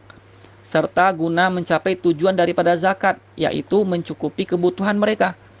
Karena bisa jadi stok beras itu banyak. Ya enggak? Bisa jadi stok beras mereka itu banyak, berlebih-lebih. Tapi yang mereka butuhkan itu bukan berasnya. Tapi yang mereka butuhkan itu adalah uang. Entah beli lauk, entah beli lontong, dan yang lainnya. Makanya kalau ngikuti sekarang, mengingat mana lebih manfaat daripada untuk fuqara dan masakin, maka mungkin barangkali uang dengan uang tunai itu boleh kita ambil. Tapi ingat, ini pentingnya ini. Jangan sampai terkena talfik. Talfik itu ya boleh kita bahasakan nyomot. Nyomot pendapat ulama. Yang dimana ulama itu tidak mengatakan yang demikian. Dalam masalah ini kebanyakan orang talfik. Ya meskipun ada yang apa ya, kalau boleh saya katakan ya, ada yang mungkin agak sedikit bukan bermudah kalau bahasanya, agak sedikit lapang dalam masalah talfik. Artinya tidak, pokoknya mau itu menyomot mau tidak, talfik mutlak boleh. Ada yang mengatakan demikian. Tapi untuk berhati-hati, lebih baik kita tinggalkan. Contohnya nih, perhatikan. Jika seandainya ada seseorang yang ingin mengeluarkan zakat dalam bentuk uang, karena berpendapat boleh dengan uang, karena ini mazhab Hanafi, maka mesti mengikuti aturan-aturan yang berlaku dalam mazhab Hanafi. Yaitu apa? Yaitu mengikuti nominal harga sesuai kadar yang diwajibkan oleh mazhab Hanafi.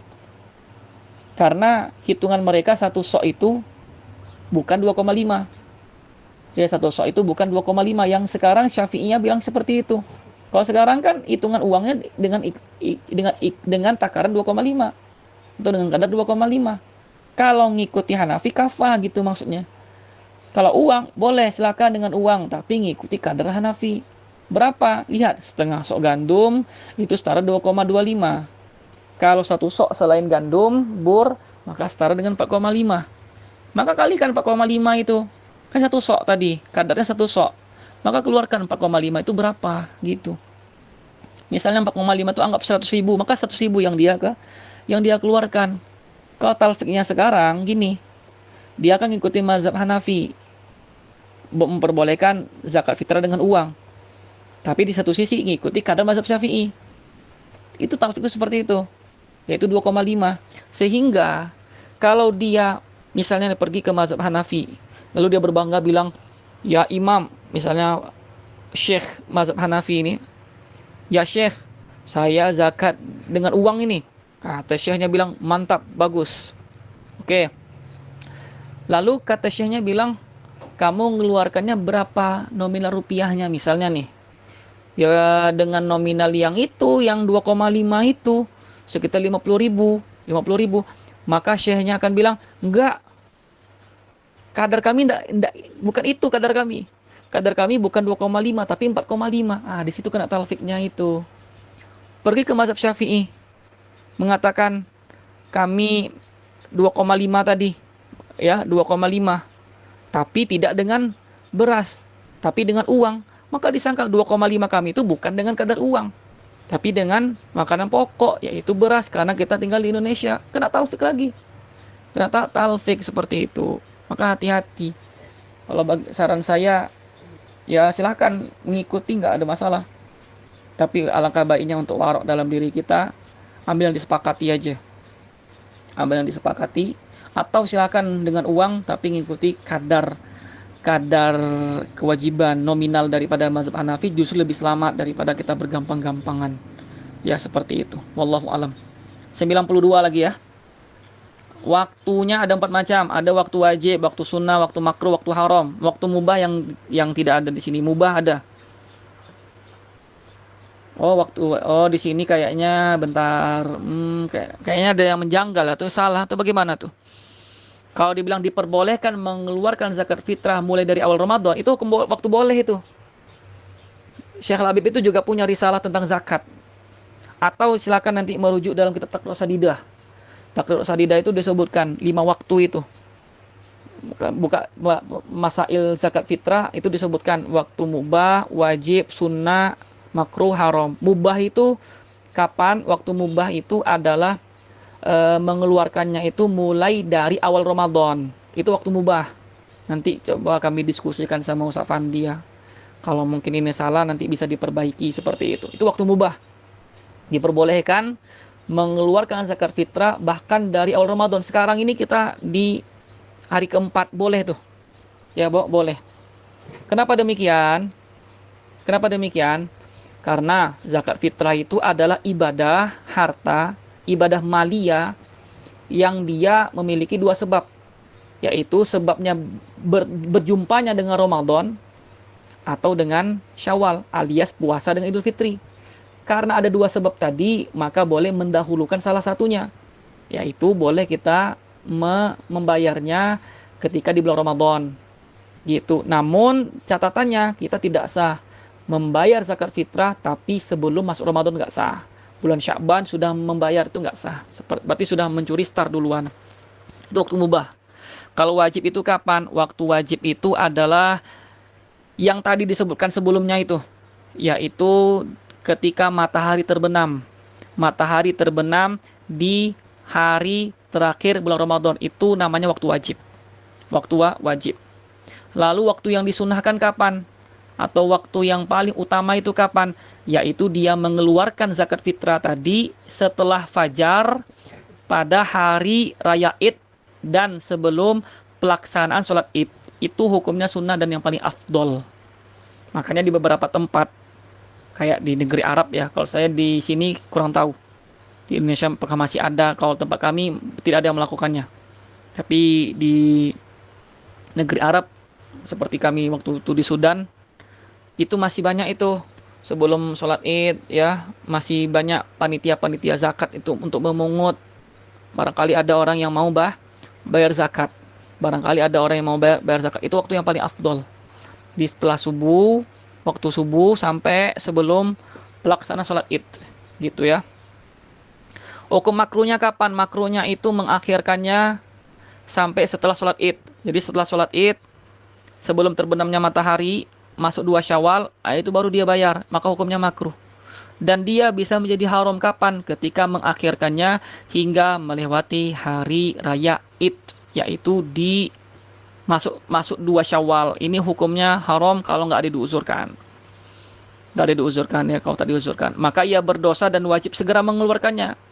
Wajib mengqadha'nya, wajib mengeluarkan dengan sesegera mungkin. Tapi kalau menundanya karena uzur maka boleh. Seperti misalnya hartanya sekarang itu tidak di tempat, mungkin lagi dibawa sama istrinya atau lagi dibawa sama anaknya. Ya, tidak diperbolehkan menunda zakat melewati hari raya meskipun dengan alasan untuk memberikan kepada kerabat ataupun tetangga. Lalu yang ke-93. Ini wajib mengeluarkan zakat fitrah kepada 8 asnaf. Sebagaimana yang disebutkan di dalam Quran Surah At-Taubah ayat 60. Ini nggak bisa kami jelaskan secara mendetail ya. Karena waktu sudah 10:50 ya. Ya betul. Jadi karena waktu sudah 10:50, kami baca saja. Untuk pun perinciannya nanti bisa dibaca di syuruhatnya ya.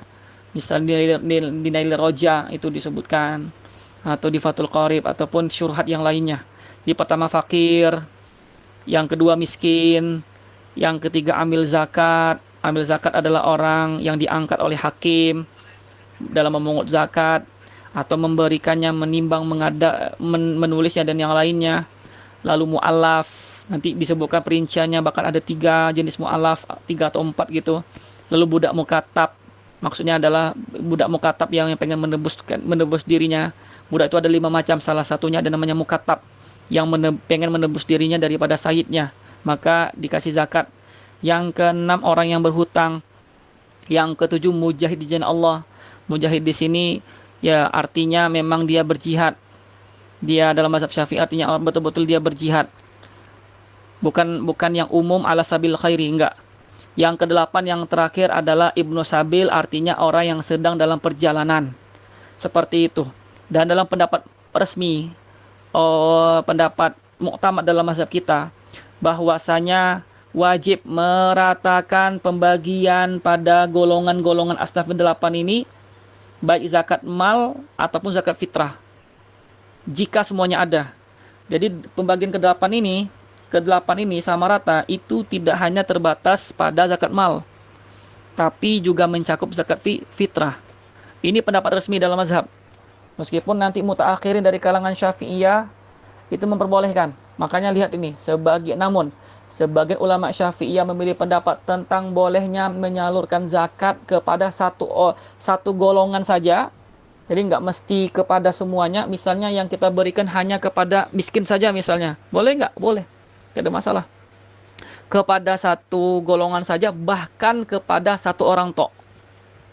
Karena dalam mazhab Syafi'i, tadi kan menyamaratakan dan paling minimalnya itu kita per asnaf itu 3. Kenapa? Karena kalau kita lihat bunyi konteks ayatnya innamas shadaqatul lil fuqara wal masakin sampai akhir, itu menggunakan kata jamak, redaksinya dengan jamak, dan jamak paling akalnya itu 3. Makanya selain disamaratakan tadi, itu per asnaf paling minimal 3. Dalam mazhab itu resmi seperti itu. Akan tetapi sebagian ulama Syafi'iyah, dan ini juga dikuatkan dari ulama mutaakhirin dalam dari Syafi'iyah, mengatakan boleh hanya satu golongan, boleh hanya satu orang saja boleh. Ya, satu orang saja boleh. Dan Imam Khatib Syarbini mengatakan wa huwa mazhab al-a'immati as-salasa, dan ini pendapat jumhur 3 imam yang lainnya. 94, masalah niat. Hukumnya wajib. Hukum defaultnya adalah wajib. Wajib kita pasang niat ketika pengen zakat. Caranya bagaimana? Caranya seseorang berniat di dalam hatinya bahwasanya harta ini adalah untuk zakat. Zakat untuk badannya. Tidak disyaratkan melafalkannya sebagaimana yang sudah kita ketahui, namun sebagian ahli fikih menganjurkannya atau mensunahkannya.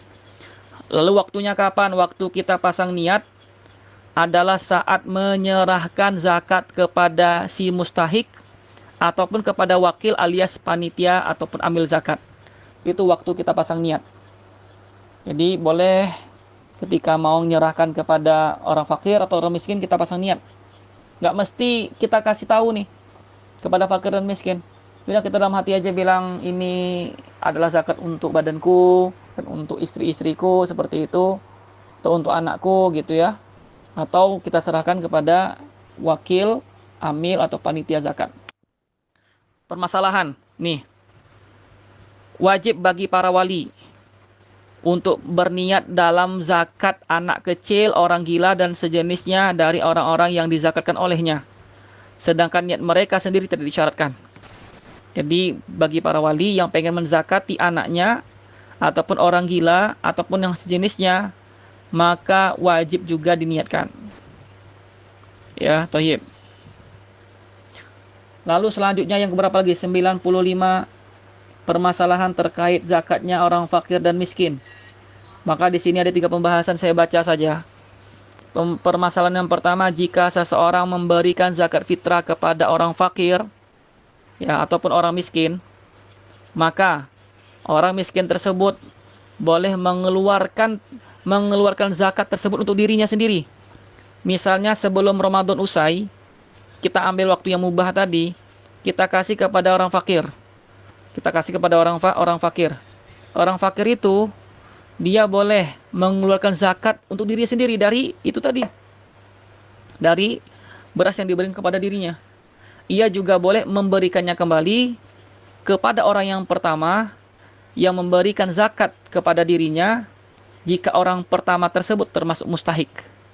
Nah gitu, jadi orang pertama ini ngasih kepada, misalnya nih ada Zaidun, ada Ammar. Zaidun miskin, Ammar fuqara gitu ya. Zaidun miskin, Ammar fuqara. Zaidun ngasih nih kepada si Ammar. Lalu setelah itu karena waktu itu dia punya kelebihan, dia kasih, dia keluarkan zakatnya dari beras itu tadi. Lalu dia berikan juga kepada si Zaidun. Boleh nggak seperti itu? Boleh. Selama yang dikembalikan kepada orang pertama itu orangnya berhak. Orang yang berhak. Yang kedua, jika seorang fakir mewakilkan seseorang untuk menerima zakat fitrah. Jika seseorang fakir mewakilkan seseorang untuk menerima zakat fitrah dan wakil tersebut menerimanya sebelum hari raya, maka itu sudah cukup alias sah. Meskipun zakat tersebut baru sampai ke tangan si fakir setelahnya, nggak ada masalah. Itu yang kedua, wadih ya, wadih jiddan. Yang ketiga, si mustahik atau penerima zakat yang telah menerima zakat fitrah, maka terserah dia mau diapakan. Mau dia jual, monggo. Mau dia hadiahkan, monggo. Mau dia kasih sedekah kepada orang lain, boleh. Karena kenapa? Karena barang itu sudah menjadi milik dia, sah atas harta tersebut. Jadi kalau dia punya beras nih, orang ngasih zakat fitrah dalam bentuk beras kepada dirinya, mungkin karena dia ngelihat stok beras itu banyak, sementara dia butuh uang, dia butuh duit, lalu setelah itu dia jual berasnya ke tengkulak ataupun ke warung, maka boleh. Tidak wajib mengeluarkan zakat fitrah untuk janin dalam kandungan, baik ditanggung oleh ayahnya ataupun diambil dari harta janin itu sendiri, nggak wajib. Thayyib. Lalu selanjutnya yang ke-96, masalah Lailatul Qadar. Ada 3 permasalahan di sini. Maknanya apa? Kenapa dinamakan limaza summiyat Lailatul Qadri? Setidaknya ada 2 alasan. Alasan yang pertama karena kemuliaan kedudukannya ataupun jabatannya ataupun martabatnya. Karena dia mulia, karena dia martabatnya, derajatnya tinggi, mulia, maka dinamakanlah Lailatul Qadar. Alasan pertama. Alasan yang kedua kenapa? Karena pada malam itu Allah Subhanahu wa taala telah menetapkan apa yang dia kehendaki untuk tahun yang mendatang. Makanya dinamakan Lailatul Qadar. Lalu keutamaannya apa? Keutamaannya banyak. Salah satunya malam ini adalah waktu diturunkannya Al-Qur'an yang mulia, yang disebutkan, yang sudah kita hafalkan bersama-sama, Al-Qadar 1-5. Bahkan dikatakan di malam itu terdapat apa? Terdapat fihi lailatun khairun min alfi syahrin. Sebagaimana hadis Nabi, dan di ayat ini juga disebutkan seperti itu. Dan ada satu malam yang bahkan nilainya jauh lebih besar, lebih agung daripada 1000 bulan. Aman hurima khairuha faqad hurim, kata Nabi. Lalu menghidupkannya bagaimana? Cara menghidupkannya Nabi menyampaikan bagi barang siapa? Man qoma fi lailatul qadri imanan wa ihtisaban ghufira lahu ma taqaddama min dzambi. Bagi barang siapa yang mendirikan Qiyam Ramadan pada malam Lailatul Qadar dengan penuh harapan dan penuh keimanan, maka dosanya diampuni oleh Allah Subhanahu wa taala yang lalu. Menghidupkannya dengan apa? Banyak. Bisa dengan sholat tahajud, dengan sholat sunnah mutlak, membaca Al-Quran, zikir, taubat, dan yang lainnya. Lalu yang ke-97, caranya kalau nggak salah 97 ini ya. Tingkatannya. Bagaimana tingkatannya? Ada yang tingkatan menengah, ada rendah, menengah, tinggi. Tingkatan advance, medium, beginner. Gitu ya. Kalau dalam game tuh gitu ya. Beginner, apalagi medium, advance, top profesional gitu ya. Yang paham aja ya. Kita ada yang ketawa mungkin di sini. Paling rendah itu apa? Paling rendah ini yaitu dengan sholat isya berjamaah. Dengan apa? Dengan kita sholat isya berjamaah serta bertekad kuat untuk sholat subuh berjamaah, itu paling rendah. Ya, ini mungkin bagi barang siapa yang pekerja berat gitu ya, yang mengharuskan besok paginya bekerja, kayak mungkin orang kantoran, atau pokoknya dia harus bekerja besok paginya, nggak memungkinkan baginya itu untuk mengambil sebagian malam ataupun semua malam, maka cukup dia isya berjamaah dan subuh pun berjamaah, karena kata Nabi Shallallahu Alaihi Wasallam, kama fi makna, bagi barang siapa yang sholat isya berjamaah lalu juga subuhnya diikuti dengan subuhnya, maka seakan-akan pahalanya itu seperti melaksanakan sholat malam seutuhnya. Yang menengah itu dengan menghidupkan sebagian besar malamnya dengan ibadah. Dari 12 jam mungkin dihidupkan 6-7 jam. Nah, itu waktu itu yang menengah, level menengah. Yang paling tinggi itu bagaimana cara menghidupkannya, yaitu seluruh malam dia hidupkan.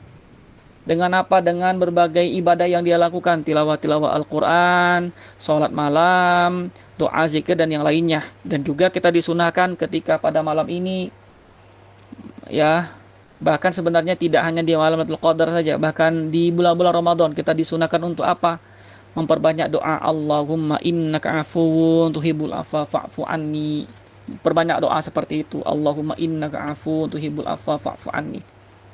Dan apabila seseorang mengerjakan sholat alias menghidupkan malamnya pada malam itu, maka ia akan mendapatkan pahalanya meskipun ia tidak melihat tanda-tandanya.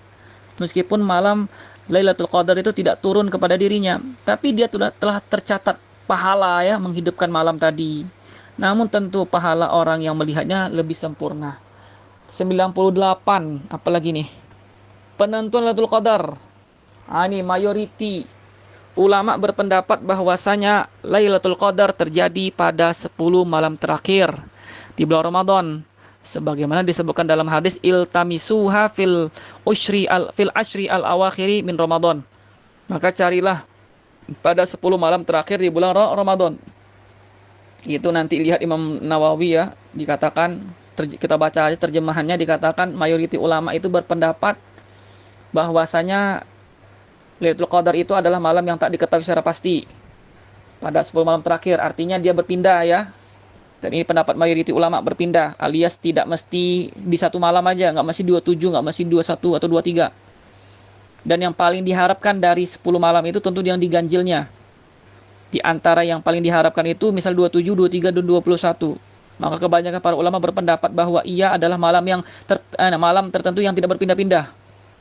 Namun para muhakkikun berpendapat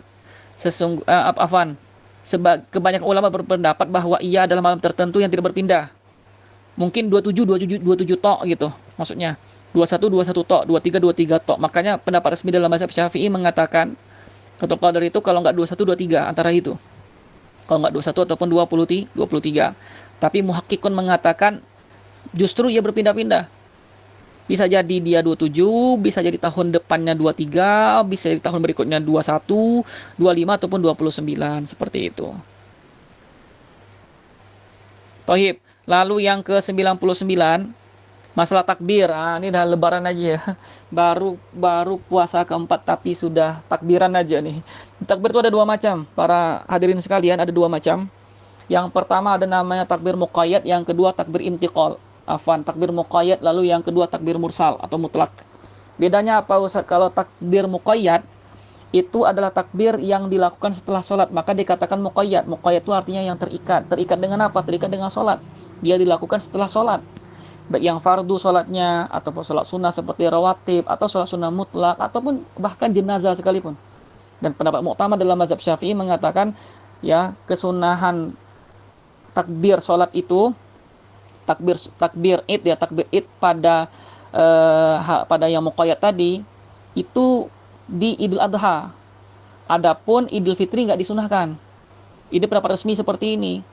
Tapi sebagai ulama Syafi'iyah mengatakan sebagian mengatakan juga disunahkan.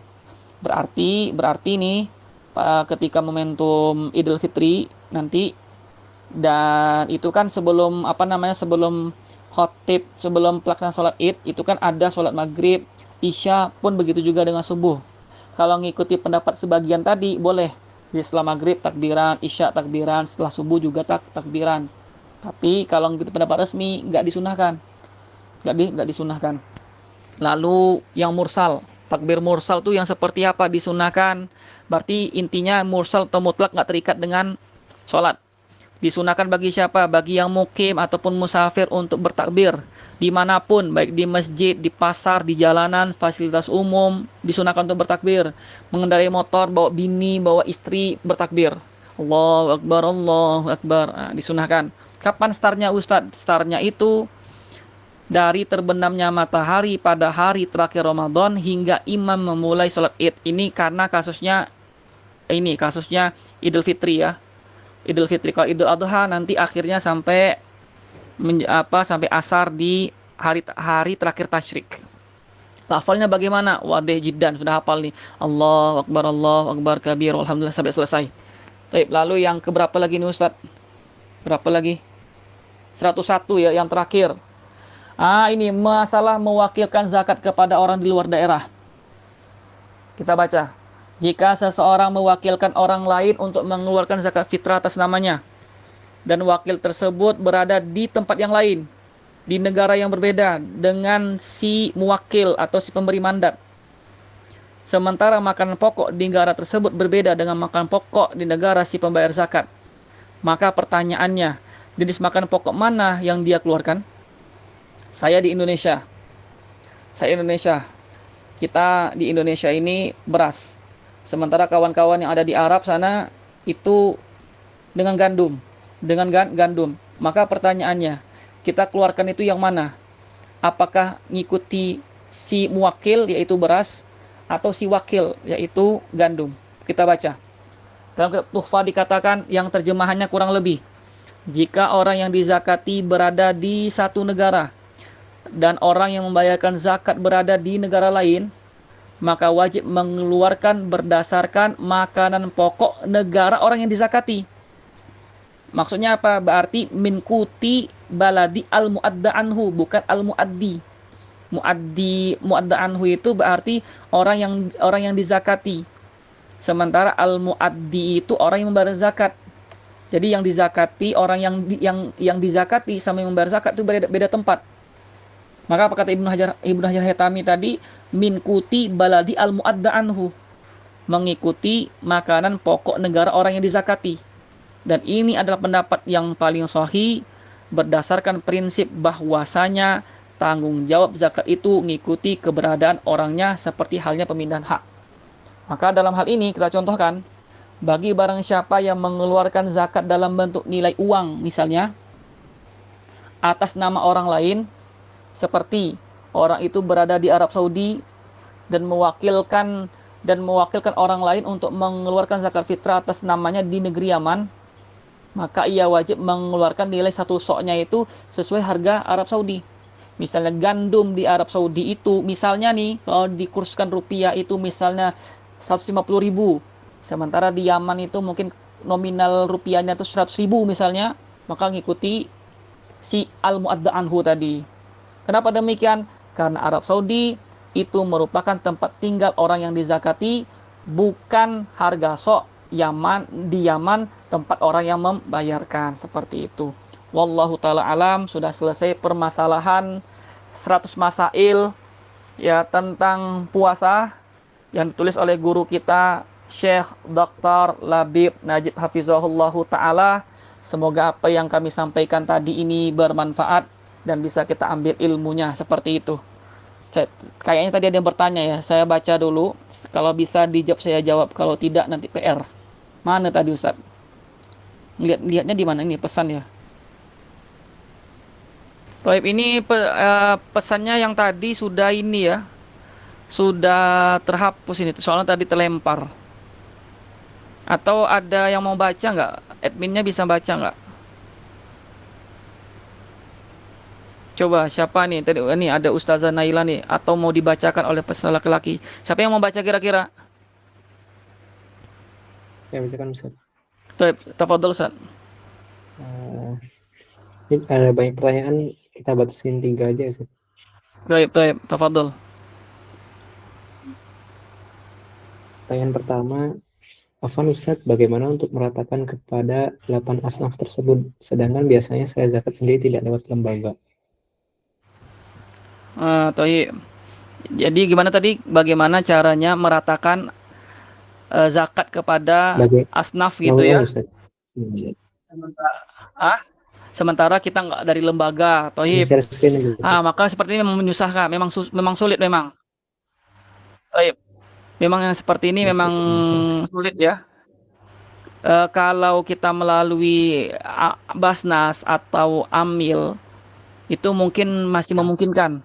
Karena data-data siapa fakir, siapa miskin, siapa mujahid, ibnu sabil itu masih memungkinkan seperti itu. Tapi dengan kita misalnya nih, kita jomblo nih, cuma 1 orang, cuman punya 1 sok aja. Gimana cara meratakannya kan nggak memungkinkan. Makanya saya rasa untuk taklid atau ngikuti mutaakhirin, bahkan itu kita bisa ngelihat tuh di dalam Nailul Roja itu, bahkan justru kayaknya lebih condong kepada mutaakhirin gitu ya. Atau Syekh Dr. Amjad dalam Tanbih Zawul Hijah pun juga mengatakan demikian. Ya udah, taklid aja kepada pendapat yang mengatakan diperbolehkan kita untuk zakat kepada satu golongan saja, atau bahkan satu orang saja boleh, nggak ada masalah.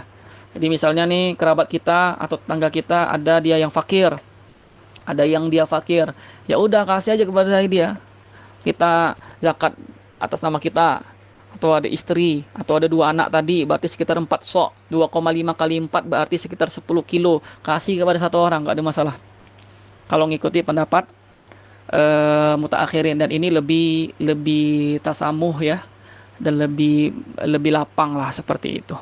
Wallahu alam. Tip, ada lagi Ustadz yang kedua? Saya selanjutnya Ustaz, mohon maaf tadi ada gangguan jaringan di kami.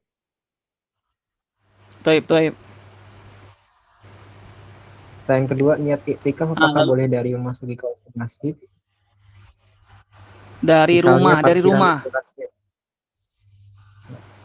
Oh dari iya, jadi rumah. niat iktikafnya tentu nanti ketika di masjid ya.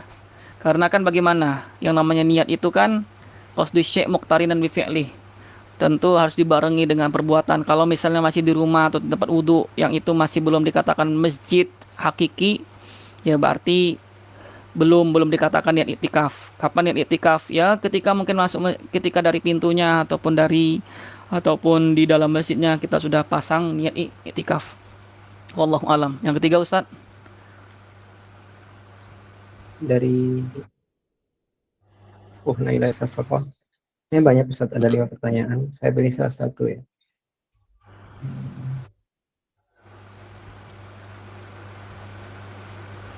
Baik, apa itu Ustaz yang ketiga? Untuk talak rajai yang masih bisa rujuk, apakah ada kurun waktu tertentu Ustaz? Kemudian suami Gimana merujuk talak talak talak rajai? terkait talak rajai yang masih bisa rujuk. Apakah ada kurun waktu tertentu Ustaz? Kemudian suami merujuk, apakah harus dengan melafalkan secara lisan aku rujuk kau? Ini Oke. masalah talak Ustaz aslinya. Apa? Berarti ini masalah rujuk ya. Berarti ini bab nikah udah. Mohon maaf Ustaz. Oke, nggak masalah. Oke. Jadi dalam masalah talak rajai, jadi talak kan dua macam ya. Ada namanya talak talak rajai, satu lagi talak talak bain ya. Bain pun ada dua lagi, ada talak bain sugro sama bain kubro. Intinya kalau talak rajai itu talak yang masih masih boleh untuk rujuk. Yang dalam artian jumlah talaknya itu masih ada. Talak satu atau talak dua ya. Maka setelah itu masih boleh rujuk. Maka dinamakan talak rajai. Yang dimana suami itu masih boleh untuk rujuk ketika istri masih dalam masa iddah. Jadi kalau tanya waktu ya masih dalam masa iddah. Berapa iddahnya perempuan yang ditalak itu? Sekitar 3 kuru ya. Salah satu kuru itu diartikan adalah tuhur, masa suci. Masa suci bukan, memang ada khilaf apakah haid ataukah suci, tapi mazhab Syafi'i mentafsirkan kuru itu sebagai suci ya, sebagai suci. Artinya 3 kali masa suci, lalu setelah itu haid. Kemudian dia sudah 3 nih, selesai 3 kali masa suci, lalu setelah itu haid, maka di sini sudah selesai masa iddahnya. Kalau tidak dirujuk oleh laki-laki ini atau oleh suaminya, mantan suaminya, maka statusnya talak bain sugro, bain tapi sugro. Sehingga kalau pengen balik lagi butuh dengan akad yang baru. Gitu ya. Tapi kalau dia melayangkan 3 kali talak, talak 3 seperti itu, maka nanti jatuhnya talak bain kubro. Kalau kubro berarti si perempuan itu kalau pengen dihalalkan kembali harus ngikuti stepnya, nikah lagi dengan laki-laki yang lain, mohon maaf sudah dimasuki ditalak, selesai masa iddah, baru setelah itu dia balik lagi seperti itu. Lalu bagaimana cara rujuknya? Cara rujuknya kalau dalam mazhab itu cukup dengan melafalkan aja. Bahkan tidak perlu dengan saksi, itu nggak perlu. Cukup dengan melafalkan, dan bahkan tidak perlu saksi, dan tidak cukup, mohon maaf nih, tidak cukup istimta, tidak cukup, mohon maaf, kalau melakukan hubungan suami istri. Itu nggak cukup. Jadi belum dikatakan rujuk. Bukankah kalau sudah melakukan hubungan seperti itu, tanda istri mau balik lagi atau suami mau balik lagi? Tidak. Mazhab Syafi'i mesti melafalkan. Dan tadi tak mesti dengan saksi, tapi biar lebih afdol, biar orang pada tahu, tetangga tahu, keluarga-keluarga tahu, kerabat-kerabat tahu, tetangga-tetangga tahu, alangkah baiknya disaksikan oleh orang seperti itu. Biar apa? Biar nggak menimbulkan fitnah. Tahu-taunya hanya ngechat WA aja. Dek, abang balik lagi, rujuk atau nelpon atau datang ke rumah, abang balik lagi tanpa sepengetahuan ayah, ibu, abang apa segala macamnya. Jadi nanti akan menimbulkan kegaduhan yang tak diinginkan seperti itu. Wallahu alam. Mungkin begitu Ustaz yang bisa kami sampaikan. Cukup. Cukup Ustaz. Nanti kalau Cukup ada, ya. nanti bagi peserta bisa hubungin admin ya. Nanti Anda Bisa teruskan. hubungan ya, admin. Baik. Ini karena baterai sudah 3% nih Ustaz. Syukran, Ustaz. Sudah 3% bentar lagi. Baik. Ana yang tutup atau antum yang tutup? Betul Ustaz, barakallahu fiik. Antum Ustaz. Baik. Mungkin hanya ini yang dapat kami sampaikan ya. Jadi sudah selesai pembahasan kita. Diharapkan Ramadan tahun ini tentu lebih baik daripada sebelumnya ya. Karena sebagaimana yang sudah kita ketahui, bagi barang siapa mengkana yaumu khairan min amsihi, bagi barang siapa yang hari ini lebih baik daripada sebelumnya, maka dia beruntung. Kalau hari ini sama saja dengan sebelumnya, maka dia merugi. Kalau hari ini tak jauh lebih baik alias dia jelek atau buruk daripada yang sebelumnya, maka dia celaka. Maka sama dengan Ramadan, maka jadikan Ramadan di 1447 ini sebagai momentum perubahan bagi kita untuk menjadi lebih baik daripada sebelumnya.